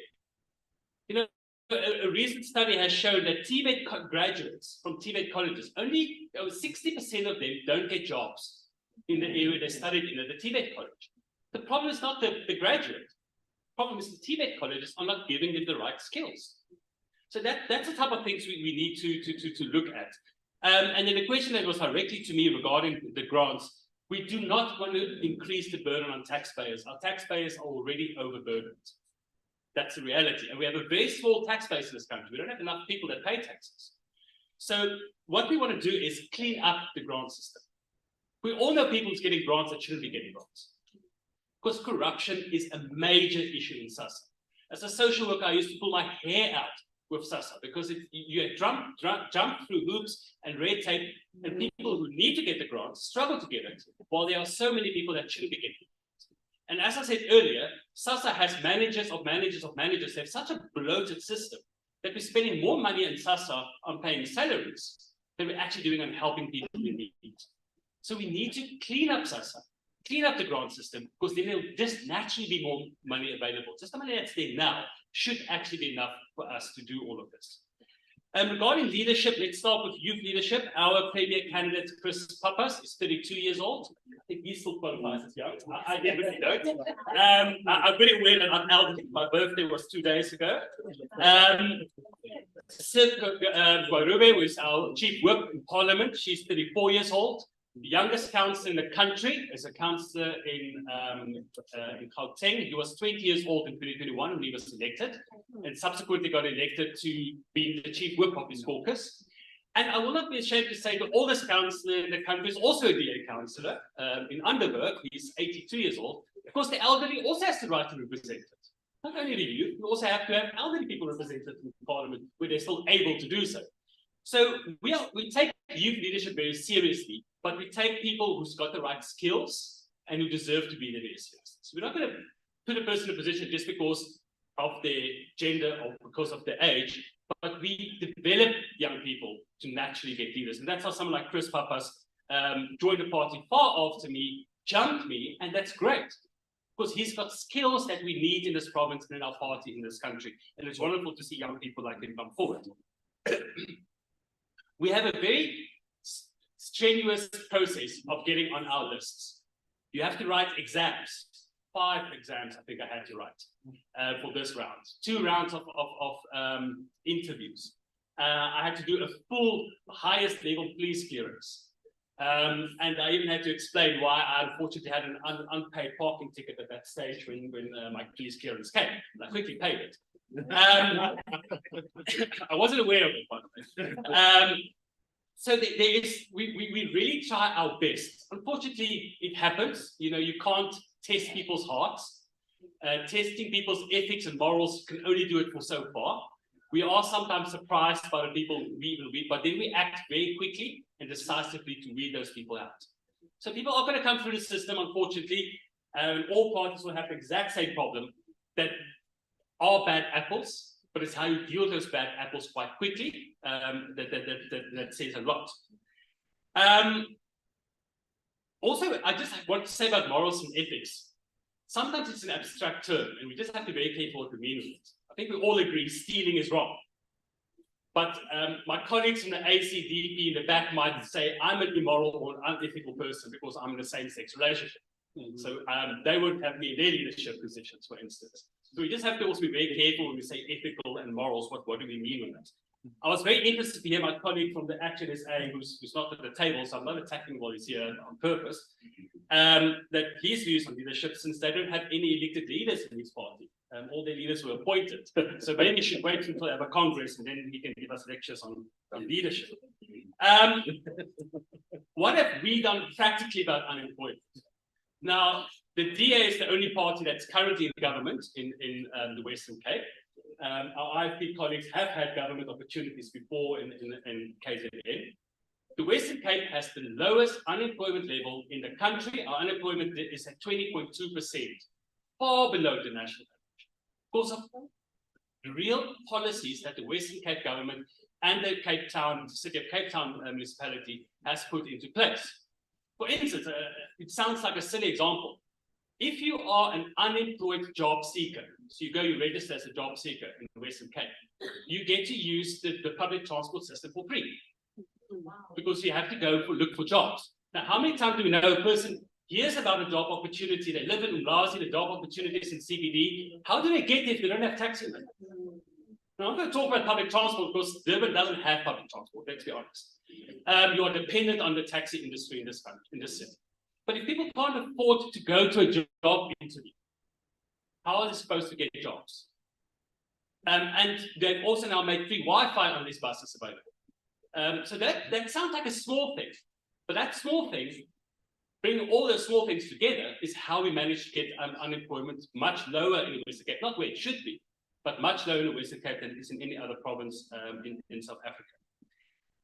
About Eskom. Now, the DA spends a lot of money on research. We have a unit within our party, we call it the governance unit, where we bring experts in different fields in and advises our municipalities where we do govern, our provincial government, and we do spend a lot of money on research. One thing we've already done with Eskom is in Cape Town, if you have sun panels and all those fancy things that I can't quite afford yet, I'm getting there hopefully soon, then all the extra electricity that you generate is sold into the grid. So that, because if the sun is shining and you are making more electricity than you are using in your house, that is pulled into the grid for Cape Town, and that is taken off what you owe at the end of the month. So you've used 1,000 rands worth of electricity, but you've given us 200 rands worth of electricity, so you only pay 800 rand for the end of the month. And that is helping reducing the pressure. So what we say, we want to turn consumers into producers of electricity in this country. And one thing that has to happen with Eskom is Eskom has to be broken into different parts. You can't have the same company responsible for generation, for distribution, for making the price. So that needs to be broken. Eskom needs to be broken up in different prices, and private companies need to be brought into the generation part. Eskom should manage the distribution part, but private companies should be brought in to assist with generating more electricity. And that's what research has shown works all over the country. We have something we hammer on in the DA. We call it evidence-based governance. So we don't just suck nice things and, oh, this sounds great, let's do this. We do a lot of research, we bring experts in, and we have evidence-based ideas that we want to then take forward in general. I don't want to say too much about migrants, but I just want to caution colleagues, language is very, very important. And with a country with a history like ours, there's no illegal people. The person is not illegal. You're an undocumented migrant, you're a documented migrant, but there's no such thing as an illegal person. That language makes me scared. Because we had a government before 1994 that decided some people are legal and some people are not illegal, and we should never go back. But the issue of undocumented migrants is a major problem in this country. And the problem is that our borders, you can just literally, I had to visit the Mozambican border for the big fence they're building to stop cars. I accidentally walked to Mozambique without knowing it. And I had a very panicked police officer standing here saying, please come back, you're in the wrong country. Because there's nothing, it's not even a line. You don't even know you're in Mozambique or you're in South Africa. So we're not even protecting our borders. And I think that is something we do have to do. Accountability. You know, I really hope our dreams of taking this province together with our colleagues in the IFP comes to fruition, because being in opposition is really not nice. Because I'm held accountable, I'm part of the legislative part of the government, not the executive part of the government. And it's very limited what I can do. But one example is, we are the third largest party in the legislature in KZN. And one of the big tools we have is a parliamentary question, a formal question that I submit to an MEC. That MEC has to give me a truthful answer. If it doesn't, that person is in contempt of parliament. And 70% of questions in the last 5 years in this term has come from the Democratic Alliance. We're only the third largest party, but 70% of questions that we are trying to hold this government to account has come from the Democratic Alliance. We take being in opposition very seriously. We don't want to be in opposition forever. But we do take that we have to play a very large role in keeping the ANC government to account. But if they have an over 50% majority, unfortunately, they can just use that majority to steamroll things through, which is why I think we are going into a very exciting time in South African politics, where coalitions is going to play a much larger role, because then no one party will dominate the way. Because the interesting fact is South Africa has only known one party rule. From 48 to 94, we were ruled by the National Party, and from 94 to now by the ANC. We've only known one party rule, and it's time for us to break that up and finally come to fruition in a democratic state. Then the other very important question is practically what are we going to do about a bankrupt state? There's not much we can do in the short term about income. So the money we're getting in, that's not going to suddenly jump up. It's going to take us a while to rebuild trust in the economy, get investment, stuff like that. But what we can control is expenditure. And on local government, for instance, we are spending millions on nice to haves, but not on essentials. And unfortunately, until our economy recovers, we're going to have to stop spending millions of rands on parties, on big events that doesn't actually benefit the people on the ground who are hungry, who are poor, who are unemployed. You know, when we announce the budget, we have a big party for it, and we spend millions on catering for the elite. People in the townships aren't invited to that. And we print just wonderful glossy things, and we spend billions to tell you that we are broke. Because that's what happens. We're spending millions of rands to tell you, actually, we don't have money and we're going to not increase the help you get. We need to get rid of spending on nice to haves and focus on the essentials. We have to cut the size of cabinet. We have the biggest cabinet in the world. And a cabinet member doesn't earn 10,000 rand a month. They earn millions. And then there's all the benefits. We have ministers and deputy ministers and deputy ministers. We don't even know what all these people do. But they earn your money, you are paying them. A minister gets a generator from you. You pay the diesel in that generator. So when the power goes off for you, that minister of electricity, nice, his lights is working. So what motivation is there for him to fix the problem? He's not suffering through the problem. So we need to cut dramatically the size of our cabinet. And then the last one big thing is SOEs. We're spending millions and millions bailing out SOEs. You're not benefiting from it. And a very good example is, I spoke about public transport earlier. Very few places in South Africa actually has a functional public transport system. So, you know, it's expensive. Taxis are not cheap anymore. But we're spending billions of rands on an airline. SAA. Very few people use SAA. Very few people can afford to use SAA. So why are we using taxpayers' money to have an airline? It's not government's job. There are many airline companies that will do it. They do it. There's no reason for government to be involved in something that is not their core function and their core mandate. Their core mandate is to provide essential services to the people, not fly the rich to places like Las Vegas and New York. And then about the mafia state, my colleague from Rising Zanzibar has touched it quite rightly. It's like, what do we, I don't even know what to say anymore because it's shocking. And the worst example is what's currently happening in eThekwini, where one family owns almost all the water tankers. And the city pays them per day. So many councils will tell you, after at least a week, they'll come, they fix the pump station.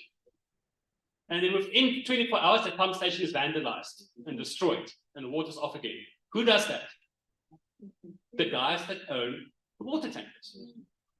Because why must I have flowing water if I can make a lot more money out of you by having a water tanker driving around? And then these tanker drivers quite often also charge you an extra cost that's illegal. So the criminals rule our country right now. And the reality is, and this is a sad reality, it's going to be rough to break that stranglehold. Yeah, because criminals will do everything they can to protect their criminal empires. So there's going to be a rough ride ahead of us, but we as South Africans are brave people. We've overcome much worse than this as a people. And we're just going to have to stand together, be brave, and break the stranglehold of these criminals they have over our country. Thank you. Thank you very much. A round of applause. Before Mr. Carlos speaks on the mafia state, the reason why we have a resounding that's true from our man at there, he had to pay money. I think it was what 2,000-3,000 rand in November because in South Beach there's people that are enforcing. They took his camera away and they said if you want it back, you have to pay us money. And so that happens every day, literally. So those are the things that we're confronted with. And so please don't play with our emotions and feelings during this election period. If you're not going to work towards actually fixing the problem. Mr. Kaosa. Thank you, Commander. Wow, I am so proud just to be a young South African having to listen to the solutions that were provided to those questions that we had on this table. And there's one thing that we are is united in the fact that we need to get our country back on track. And with these solutions, I mean, I would absolutely repeat some of these things. I was like, you guys read the IFP manifesto. Most certainly. Everything from SMME support for small businesses, small, medium, micro enterprises, having to fund them, having to support them, because many businesses do fail in the first years. These are all captured in how we're going to get South Africa working. That's on our manifesto.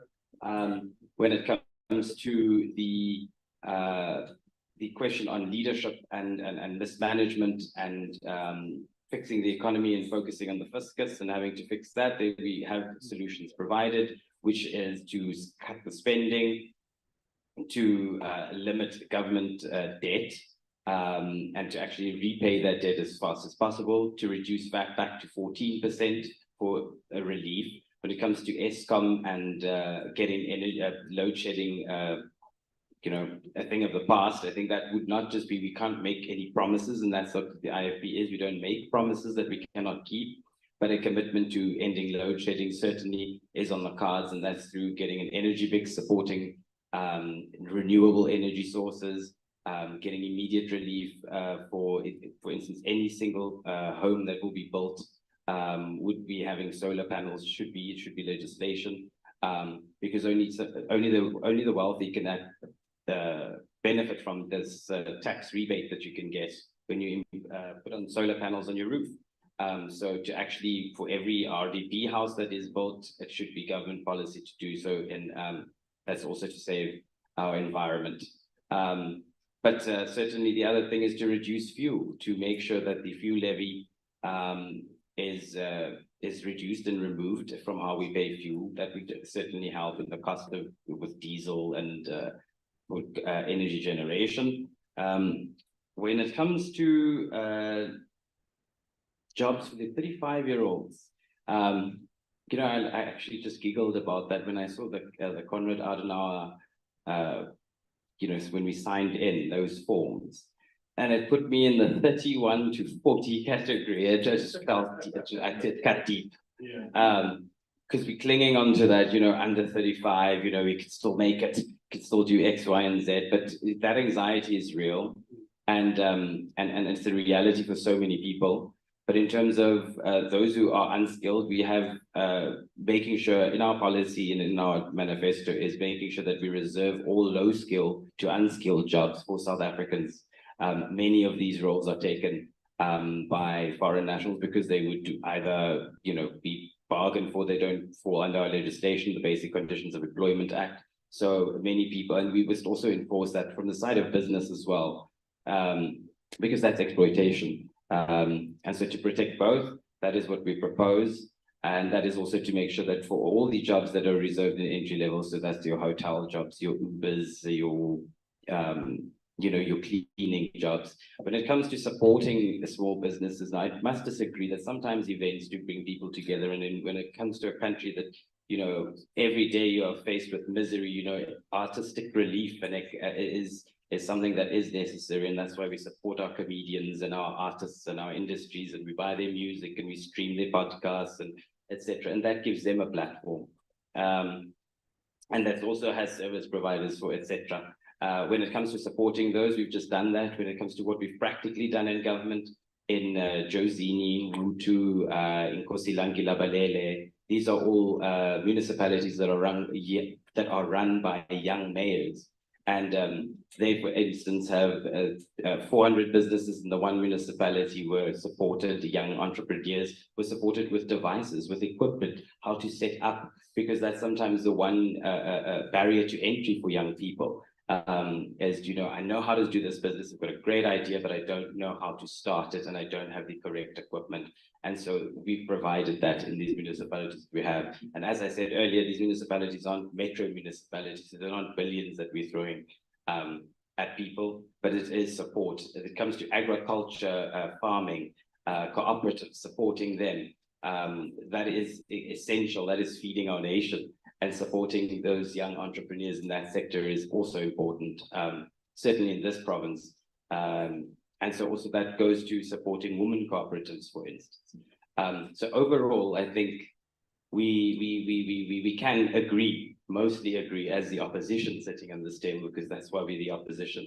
As a collective, to refrain from using any other charter terms, but as a collective of opposition sitting on this table, I'm really proud to be a South African and to hear these solutions and the fact that people do care this much about their country. And so also to you, Tando, from your NGO, when we spoke outside, what you are doing for young men, that is fantastic. These are the NGOs that need to be supported when the MEC here in this province wants to cut the funding and take it away from NGOs, but the government can't do those work. That is exactly what we're saying. Let those who know how to do that work do it, and may it continue to be supported, because they're also, when it comes to gender-based violence, it's because we are failing. The family unit is falling apart, for instance. And as we speak back to the IFP values of, you know, family values, that is exactly what it is. So we need to re-look at ourselves and also introspect as a country and as a nation, as a people, and look at the fact that our kids are growing up, we are raising men in broken homes. And so they're bound to be on drugs. They're bound to find other alternative means to survive by then entering illegal trafficking of vehicles, or whether it's guns or etc. It's something that we've addressed, for instance, in Richards Bay, when it comes to those trucks. And having to actually ask those companies to pay back the municipality, the Mhlathuze municipality, which is also another young mayor, Mayor Ngwezi. And that's the kind of thing we need to do for this country. So instead of me babbling, I think I'm covered by the rest of my panel, and I think I thank you for your questions. Thank you very much, Mr. Kawasa. And thank you to the other parties for reading the IFP manifesto. Prof, you have 10 minutes for your presentation. We're going to get Prof to do a quick analysis of the presentation of the political parties as they're presented and as he's aware of them. And then I'm going to take three hands, Avin Bola, Uzama, and Sakile, to round us off. I'm going to give the political parties then an opportunity to round off with the inputs from Prof and those three hands as a parting shot for 1 minute each at the end. Thank you very much. Is it on your mind? It's not a touch, Prof. We must be sent on it.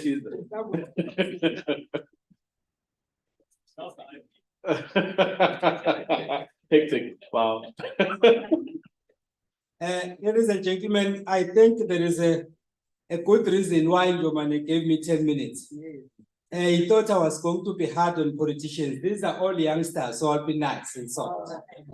If we had brought the big folks, then hell would have broken loose. Yeah, the youngsters, I'm friendly with them. There is a gentleman called Dr. Mbongeni Mpungose. He always sends me stuff to encourage me. Every morning he sends me 2 or 3.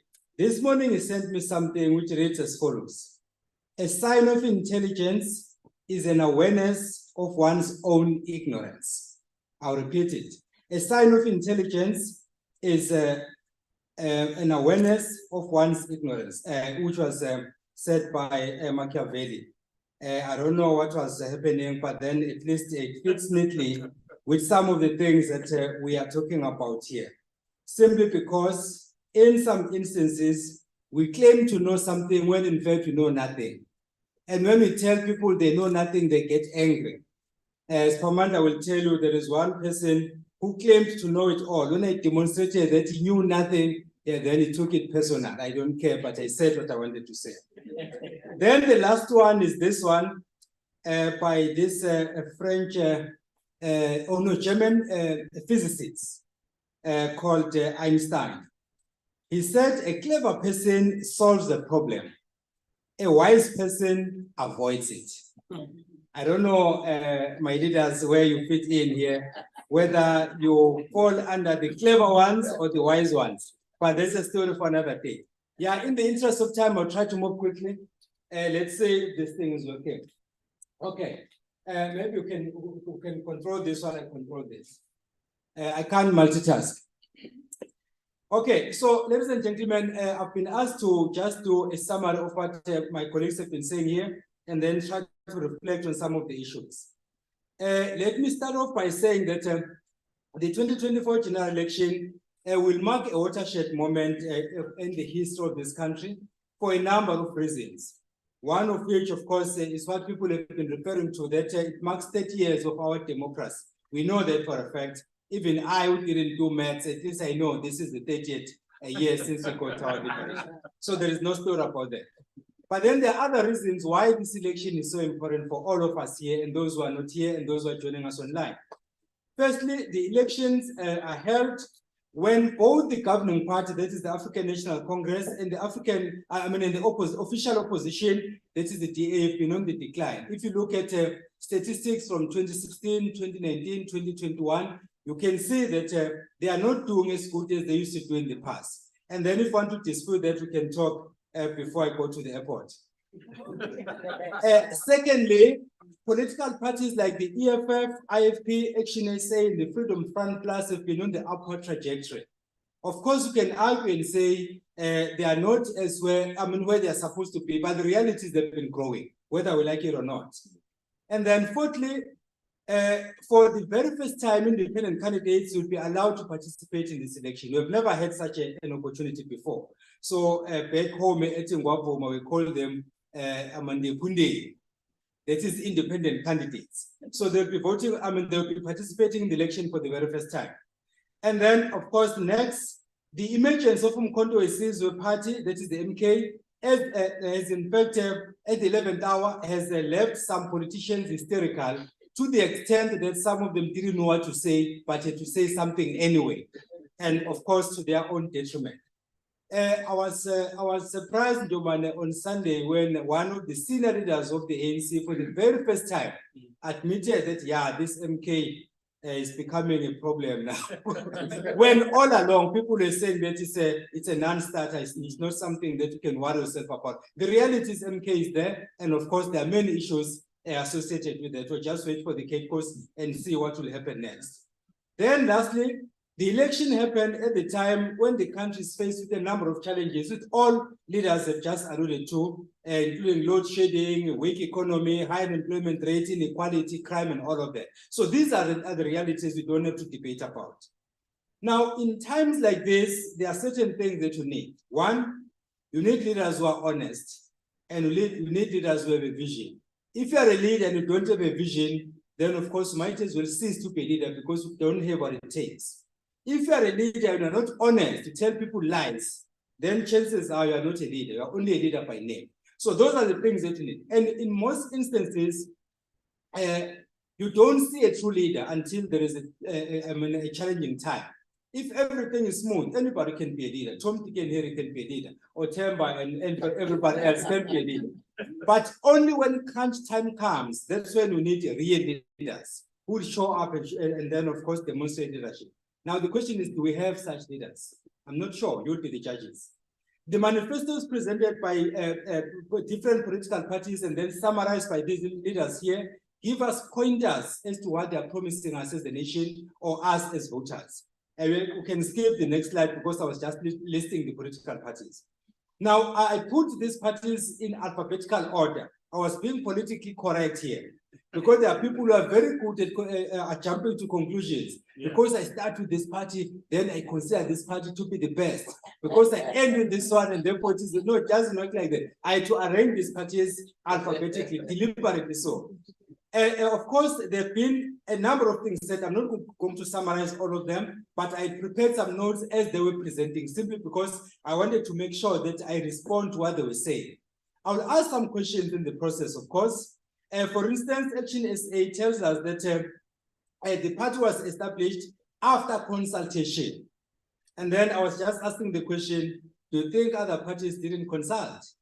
Because they claim to have consulted as well. So maybe that's one thing that we also need to think about, that all political parties, ideally, they are supposed to consult widely for them to come up with a manifesto. In fact, political parties that are progressive, before they coin a manifesto, they bring people from all sectors of society and they pick their brains on a wide range of issues. And then eventually they fine-tune them and then they present them as their own document, because in any case, they are the owners of the document.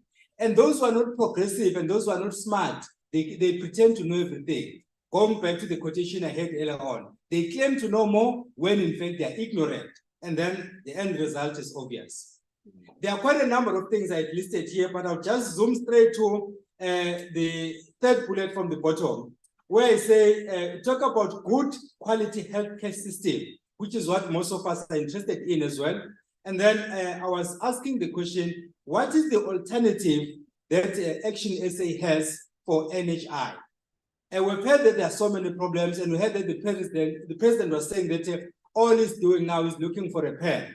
I don't know if there are no pens in government, but he said he's looking for a pen to sign this bill into law. And then, of course, there are different reactions to the NHI. So I'm just asking if Action SA has an alternative to NHI so that at least they can counter what the ANC is putting on the table. Then I'll skip the other points.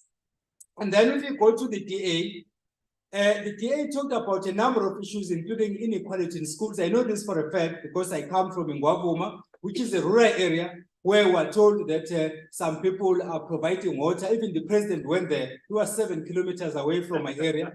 And they claimed that water is running and they were showing water flowing. When in fact, we have a reservoir, but there are no water pipes. Now, I mean, how to explain that? I have nothing against the president, by the way. There are people who say that whenever I criticize the president, I hate the president. And my response is, I don't have any reason to like the president. And I don't have any reason to hate the president. My responsibility as a South African is to respect the president and respect the position that he holds, regardless of who the president is. If next time we have a president from the DA, president from the IFP, I'll do the same. I'll respect them, but I will not like them, and I will not hate them either. So the same applies here. Let us be clear about that. Yeah. Now, of all the things that the DA is saying, I'm quite interested because there are a number of issues, including this triple BEE. And I was listening to Freedom Front Plus and a couple of other organizations that have had the opportunity to launch their manifestos. I just want to check if maybe the DA has an alternative to triple BEE. Because my serious concern with both triple BEE and affirmative action, those who are averse to the idea that you must embrace these two, they are saying that you must have a time frame. We're going to implement that for an X number of years. Then the question for me is, why didn't they make the same argument when those who were on the receiving end in the old order under apartheid, they were doing this thing endlessly, and there were no questions about it, and now we have to put a tag. The late president of Tanzania, Julius Nyerere, said, I have no problem with equality. I have no problem with us moving forward as a nation. But before we do that, those who are already miles away, they must wait. Let those who are at the back come closer until they were on the same line, then we can move together as a nation. So if we are then saying that we don't want triple BE or we don't want affirmative action, what are we saying about the majority of the people who are on the receiving end of apartheid? That's a question we have to think about. Now, in Inkatha Freedom Party, there are quite a number of things that were said. I must say, colleagues, that I was talking to Dr. Kariuki there, saying that I'm impressed that political parties were wise this time around. Yeah. They sent youngsters who know what they're saying and they know what they're doing. Yeah. And this is a sign that if you are to bring youngsters in government, these are the things that should be seen. I was impressed. Thank you very much, colleagues. Now, the IFP says that we partner with you to find solutions, not to impose solutions on you. And then I wanted to check if maybe finding these solutions means confining the discussion within the IFP circles, or you also go outside to solicit the views of other people who are not necessarily members of the IFP, and who are not necessarily members of any political party for that matter. so that whatever you come up with does not only speak to politicians, but speaks to everyone, myself included. Then the other one on the issue of crime, that is the bullet says to be tough on crime, to be tough on crime, and then the debate on death penalty and all of that. I must say, ladies and gentlemen, that I listened to the IFP's manifesto with a keen interest, and I had 4 interviews after that on that day, and then I had 3 the following day. And I was saying that I'm impressed with this idea of a death penalty, because I still believe that this thing of talking about international law, this law and law, for me, doesn't really make it. I lived in the US where some states still have death penalty, and they claim to subscribe to international law. Explain this to me. You stab a pregnant woman 28 times, and then you say, no, yeah, this person must check how the person was brought up. There must have been violence at home. That's nonsense. It can't be. It's like someone saying that the reason why I'm a criminal is because of apartheid. No, it can't be. I told one of my flatmates in Cape Town that we cannot go around saying that we are criminals simply because of apartheid. No, I had a taste of apartheid, a little bit of it, but then I didn't come out a criminal. I'm okay. I'm not a criminal. So apartheid, therefore, cannot be the reason. So similarly, you cannot commit crime and say, I grew up in very poor conditions. I grew up without a father. My mother was a housewife. My brothers were working in the mines. I turned out just fine. So some of the reasons people are putting forth don't make sense. They are no nonsense. In other words, they are nonsense, depending on how you pronounce it. Now, I just wanted to check from the IFP, what do you think are the obstacles for doing the things you are suggesting? In other words, addressing crime, and then, of course, having a discussion on this death penalty. What do you think are the obstacles that are preventing the current government from doing that? Because I was discussing with other people last week saying that some of the challenges we're facing are as a result of our constitution. And I was talking to Dr. Karuk yesterday when we had another event saying that for me, we don't need a constitutional amendment. We need a constitutional review. And my argument is simple. When we coined this constitution, the interim constitution in 1993, and then of course the current one adopted in 1996, we're operating in a particular political context. In our mind, we're obsessed with reconciliation. Some of the things we included, they were not supposed to be there. That is why the constitution is not working for the majority of us. So we need to sit down. If we agree, we retain it in its current form, so be it, but at least we need a constitutional review. Some of these things, like death penalty, which the IFP is putting on the table, is something I fully agree with. I'm not saying I'll vote for you, my brother. I'm just saying. Okay. And then the last point on the last point I also wanted the IFP to talk about is the one on the issue of foreign nationals, where you say that 80% of the jobs must be reserved for South Africans. And then can we do that using our current constitution, for instance? I just wanted to check that, but we can debate later on. Rising Mzansi is rising. The youngsters are making their presence felt. There are a number of points that they made. I just wanted to check a few things. One of which is that they say our focus is on representation, not winning this election. I like this one because they're being honest. Let us be honest. There are people who go around like Claude Motsaneng at one point who are saying that he is the next president of this country. When they asked him but to have the number, I said, no. Yeah, I do have my party agents. I have my family members. I have my friends. I remember I was at Mayville, the Provincial Results Operation Center. When numbers did not match, Claude came and said, no, man. These figures, they don't tell the truth. Because when I count all my party agents and I count all my family members and my friends, the numbers are quite high compared to this. I mean, let us be realistic. You know your capabilities. Yeah. You can only aim for something practical. Don't try to aim too high. Don't bite more than you can chew.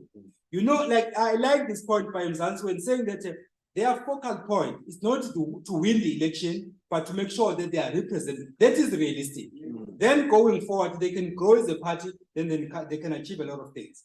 Where I had one question on the issue of addressing hunger, I wanted to check the party's views on the land question.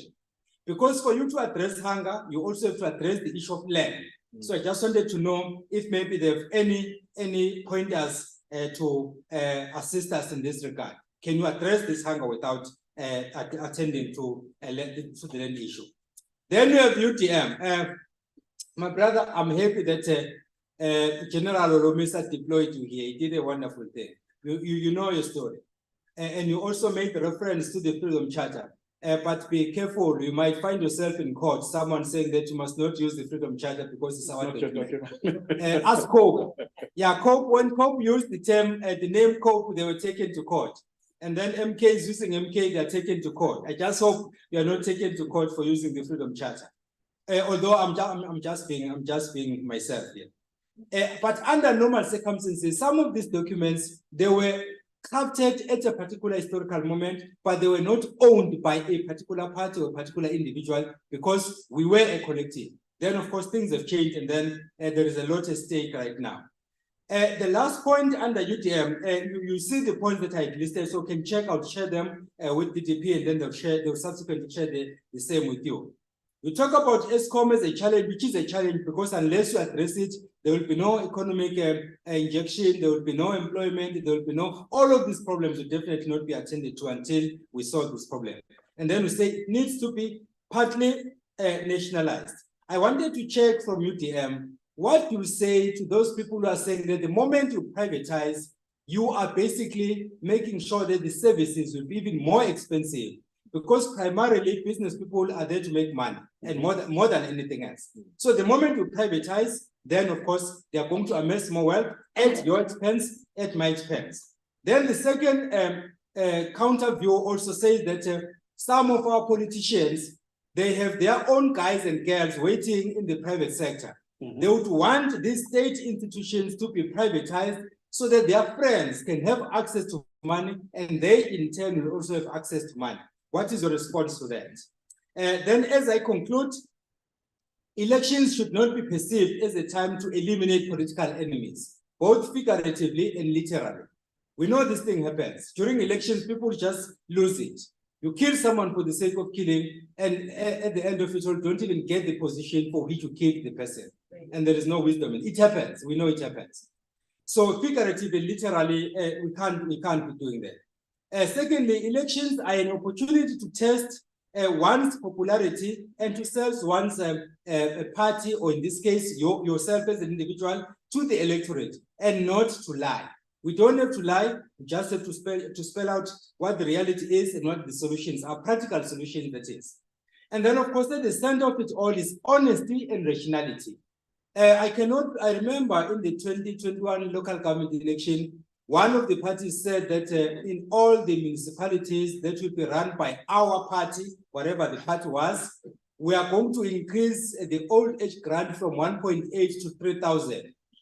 Then I said, no, in reality, this can't happen. South Africa, the last time I checked, was a unitary state and not a federal state, which means, therefore, that everything that happens in municipality A must happen to municipality B. The only difference is size, whether a district municipality or a local municipality. So we can't have municipality A having their old pensioners getting 3,000 and then next door they are getting 1.8. It's not possible. Let's be honest about it. So then we need honesty and we also need rationality. Promising things that are impractical amounts to political dishonesty. It's a lie, it's political dishonesty. And then all politicians must not assume that the electorate is ignorant. I like the point that the IFP made that whenever they put their manifesto together, they move from the premise that they don't have all the solutions. They can collate all the information and then try to draft a manifesto that will speak to the issues on the people on the ground. So you cannot claim that the electorate is ignorant. I mean, take somebody like take somebody like his father. They are the electorate, and then there I come with my grade 7, and then I become a councillor, I become a mayor. Suddenly I know everything on. It just can't be. So the electorate, these are the people who can make or break political parties, make or break independent candidates. So we have to take them seriously. And then lastly, intergenerational mix should be a lived reality, not just good talk. What normally happens is that we talk about intergenerational mix, but then after the elections, we find that the average age is 60 something, the rest 70, 80, 90. Some of the people go there, they fall asleep, they wake up when it's voting time, they raise their hand, not even knowing what they are voting for. So I'm not saying that we should not include elderly people in government. We need them because they have experience. We can't sell experience for anything. But let us do a mix. Get the youngsters in and capacitate them. In East Africa, where I spent some time doing my research, they were debating this issue in parliament in the East African legislature. They were saying that you cannot learn how to swim by watching. For you to learn to swim, you have to jump into the pool, but there should be somebody guiding you. So we do need the elderly people to be in parliament, but not the majority of them. Bring more youngsters and keep few elderly people to guide these youngsters. If you have a minister, have a young deputy minister, groom that person. When you exit the stage, the person will assume that position with confidence. Unless you do that, our country is doomed. Thank you. Thank you so much, Prof. Thank you so much, Prof. Colleague, as Professor said, we don't have the capacity to debate because we're catching flights, not feeding. So I'm going to ask that you please bear with us. Those three hands, please stand up right now. Go to the mics. Sukuman and your bosom.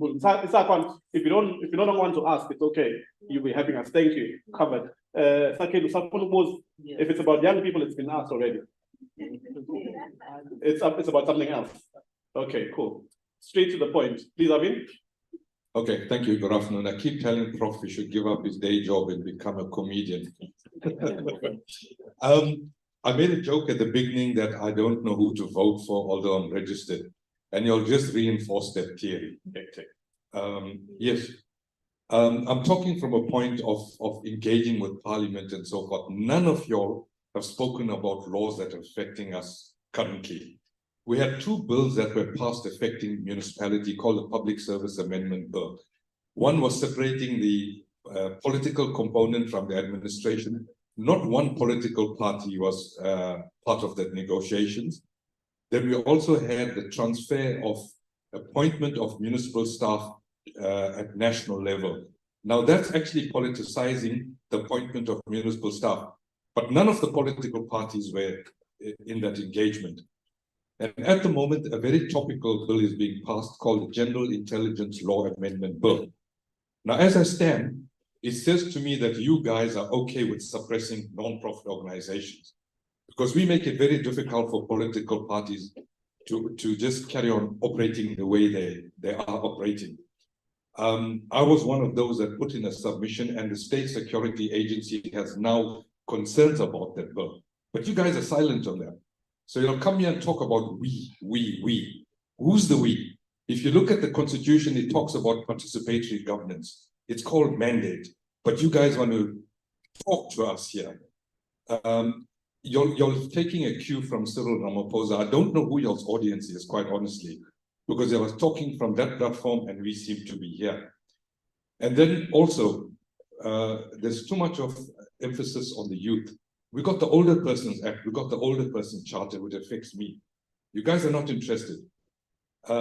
It's affecting the vulnerable groups as the pensioners. But you all want to concentrate on the 18 to 35. Then we talk about intergenerational mix and so forth. Who's talking about competence? Which of y'all are taking a lead here and saying that for people to be on my party, these are the minimum qualifications, a degree, a diploma. So none of y'all are talking to that effect. Thank you so much, Avin. Okay. Thank you. Thank you very much. A round of applause for Avin. Use that mic.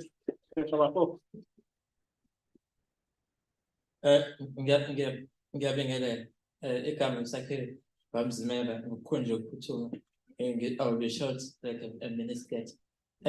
Kuko konke osekukhulunyiwe I will stick to the crime prevention space because that's where I represent most of abantu abasha. Maybe my question will focus on the IFP, the UDM and the DA. Maybe have you thought that maybe during the submission whereby they are presenting the crime statistics and recommend to say that this is a submission, maybe let us go to a place like Inanda to find out why crime is always so high in the area and evaluate to bring up ways to decrease crime in that area. Maybe as a parliament, have you thought of going to intervene in the area? Secondly, to the IP, lastly, maybe have you thought that it would be best to take the 300 rand 3,000, yeah, 3,000. I mean 3,000 to give to young people in order for you to teach them to be dependent and teach them to be a society that in the must rather than to say that you are taking the 3,000 and investing in mechanisms in ending crime in our country, because manje now at 4 in town right here in West Street, there will be people who will be marked. Thank you. Oh, in his country, thank you so much. Thanks. A round of applause for Sakina. As I think one of the panelists mentioned, the candidates list for the different political parties will be open for the public to view, peruse through, and work with. It's important that you do your part as a citizen. That stuff is all out there. None of you engage with it. Maybe Arvind does, because we work close together. Stand here, so no, I'm joking, but it's important for you to look through that. People were talking about statistics of young versus old. The other thing you need to explore is how have parties this shifted from the different election years. What percentage of the IFPs list is the same from 2019? What percentage of the DAs list is the same from 2014? All of that sort of stuff. When you talk about intergenerational mix, when you talk about passing on the baton to new leadership and new ideas, that's very important. And then, of course, there's a tool that's available from the Parliamentary Monitoring Group about assessing how many meetings a specific political party misses of parliament, sittings of parliament, where parliamentary committees sit and how often those parties are visible. I just recently learned that, for instance, Julius Malema of the EFF is hardly ever at parliament. It's probably has a 25% attendance record, but that party is growing. So what does that mean about where he deploys his time as an MP? You might not have voted for him, but someone hired him to do the job of being an MP, but is not present about 60 to 75% of the time. And so those are the tools that are available to you. Please use them. In 1 minute, in the order that Prof has suggested, the alphabetical order, so going Action SA and go down the line, DA, IFP, Rising Sun, and then UDM. What are your parting shots to both what Prof? You don't have to respond directly to either Prof or any of the questions, but please, why should we vote for you and not everyone else? Thank you very much. 1 minute. For everybody's awareness in this room, I think Prof guessed correctly. He said he's mentioning us on alphabetical order. Even on the 3 ballot papers were number 1, Action SA. So you won't be mistaken. If you look at the top, it's us, then you Zaga. Yeah, Prof, thank you very much, Hlakahle. The issue of what substitute do we have if we argue against NHI, which is National Health Insurance? In South Africa, currently we have 2 healthcare systems. One is public and the other one is private. We know that public 30 seconds is funded by public money. That's about 75% of that, and yet is mostly used. The 25%, which is well-resourced, which is private, is less used. Most of the skills are found in the private sector, not in the public sector. But we know, for instance, that even if you are working in the private, you are trained by a state institution to become a specialist. So why can't we then keep those in the public health sector so that they are able to deliver the system? All what we need to do, we need to re-engineer the public health system in terms of making sure that the skills that are there and people are compensated, technology or the equipment that is necessary or required to assist in diagnosing the diseases is available. In closing, check, but everything has to start back. Yeah. Because people get into the healthcare system because of the social needs. So if you deal with the social needs, less people will go into the healthcare system. Thank you very much. Thank you so much for your participation and presence, DA. Thank you. And to start off with a quote of the mother of the DA, Helen Suzman, just get the right Helen Zille, Helen Suzman, who, by the way, Professor, did oppose job reservation for white people only during apartheid. She once said when the government, the National Party government accused her that her questions are embarrassing the government, she said, it's not my questions that's embarrassing you, it's your answers. So I truly hope my answers did embarrass my party here today.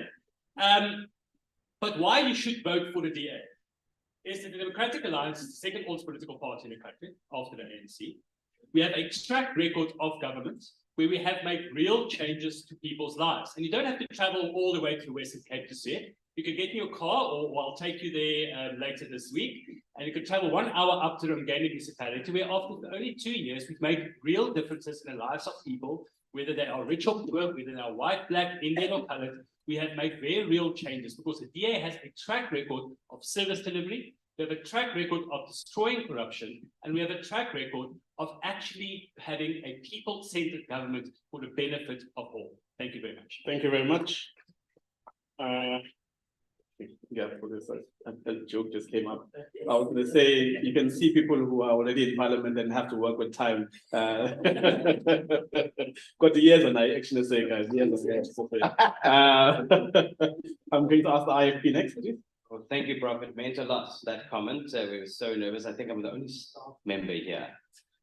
So after this, I felt pretty uncomfortable with the politicians and them raising their voices. I could see why they're where they are. And it's good. On the obstacles, the ANC has been the biggest obstacle in terms of that and not being responsive enough to the opposition and to other parties and listening. And that also addresses your question, Sakile, when it comes to crime, and there's crime statistics, and we do make suggestions, and we say we need to devolve the policing, we need to make sure that powers are pushed back to the provinces, and so that people who are closest to the people that they govern are able to make those decisions better. So that's where taking the power back to the people comes, and making sure that you as a local representative have direct access to how your community safety unit is run, for instance. And the other part is also the fact that despite the fact that the ANC has had a 2/3 majority before, they haven't implemented, for instance, they haven't changed the constitution when they could have. And that's meaning that's why they are where they are, in terms of not being responsive enough to the needs of the people and to listening to the opposition in a way that now, that's where they find themselves in. We did on jobs 80-20, we've proposed that, we put a private members bill together. And in fact, it was then poached by the Minister of Labour, who then amended that, made certain amendments to suit similar criteria, but it is possible. It has gone through a parliamentary process. It's now just getting the party with the largest majority at the moment to pass it. And then you can have jobs reserved for South Africans, 80% of that. Cool. Thank you so much, Mr. Carl. Thank you very much. Right? Thank you so much. So I have been in Xwalume, where I had to carry kids on my back to cross a river to get to school. I have been Konongoma, Nasolundi, where in Deni that have land have had to walk out Bake Amahlamvu and trees to cook and eat. It's not just about land, it's about esteem, dignity. So to answer your question, Prof, our position in land is umuntu who wants to buy land in Africa, who cannot afford it, should be assisted. Those who can afford to buy land must buy land. Those who can afford to buy land but cannot afford to build a house must be assisted to build a house. But again, for me, it's not just another house. It is indlu and esteem. It's not just giving abantu umhlaba. It has to be umhlaba that has ugesi, that has amanzi. It's not just about building schools. It has to build schools as a that we actually want to contribute in the economy.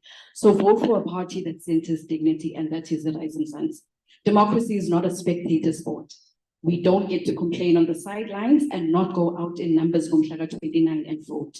We need new leaders in Africa. Our biggest hurdle and obstacle is the ANC. We're not saying we are going to win as a Rising Zanzi. What we're saying is in the province of KZN, the ANC has to drop below 50%. 29 May 2024, get out and vote for change. All right, thank you. I think to color any chart, I want the action essay and the clapping hands quite vociferously. All right, Mr. UDM. Vote for UDM because UDM has been betting on a wicket of corrupt free government.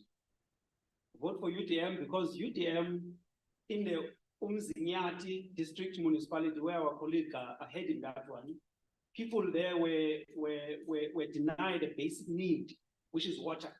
We wrote, and the results were that people got their water. Vote for us because it's in the owner of this Devon or the KZN were denied their pay back in 2013 up to 2017.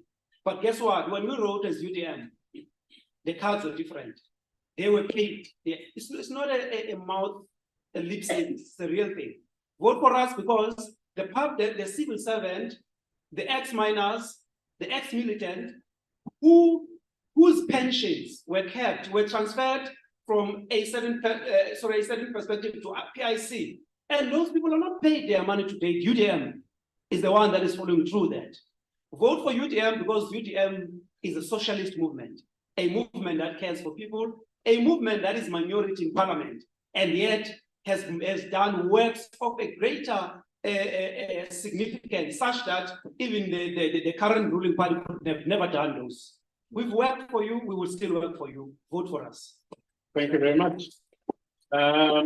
Colleagues, you've seen, you've heard, and you have the capacity to make a decision on the 29th of May. Beyond what we provide, the platform for the debate, the discussion, and for you to interrogate the manifestos, we can't force you to go drink that water. We have the IEC with us, a representative from the IEC who's dealing with conflict management. So when we talk about the loss of life, the conflict and the violence that happened around the election time, we have an eye and a partner to work with in that space, and we appreciate your presence and your availability as well.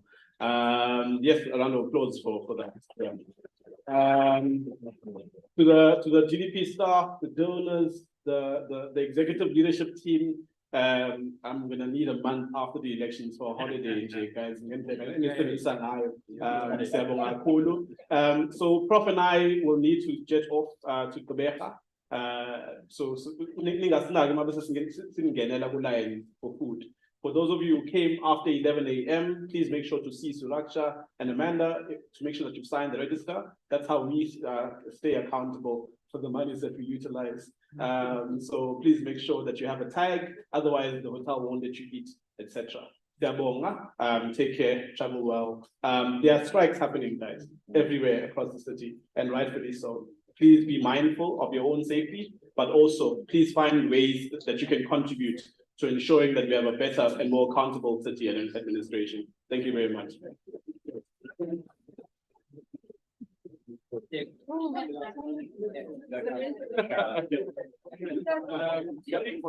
Colleagues, from the political parties, the additional rep, please can they join us in the front for pictures as well. Please don't move. Oh,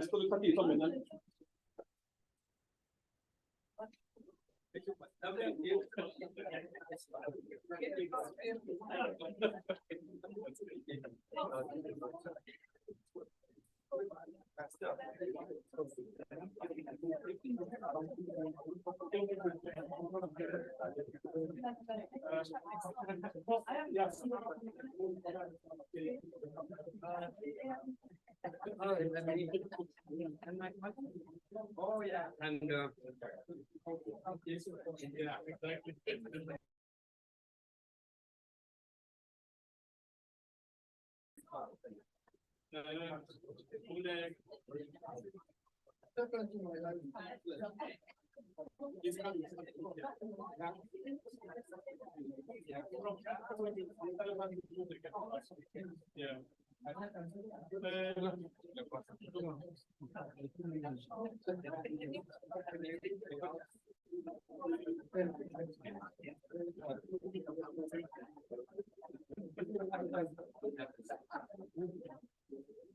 Which time are we focusing on? Yeah, okay. It's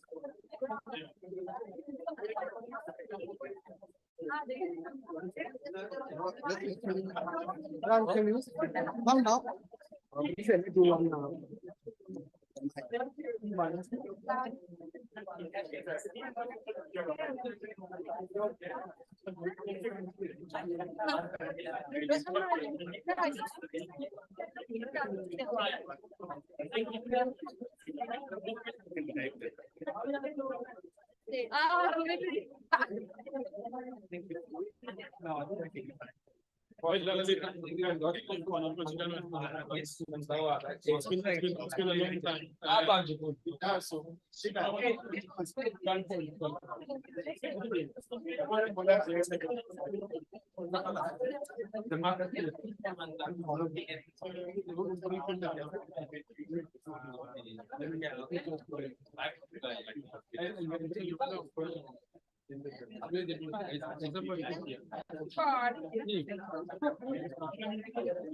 Yeah, so once I have gun points, it's your language.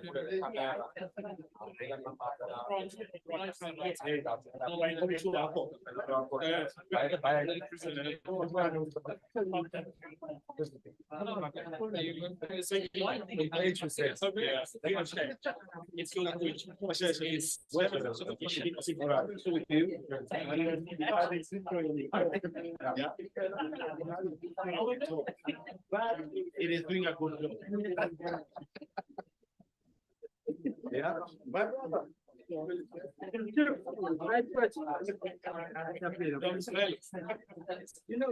how are you?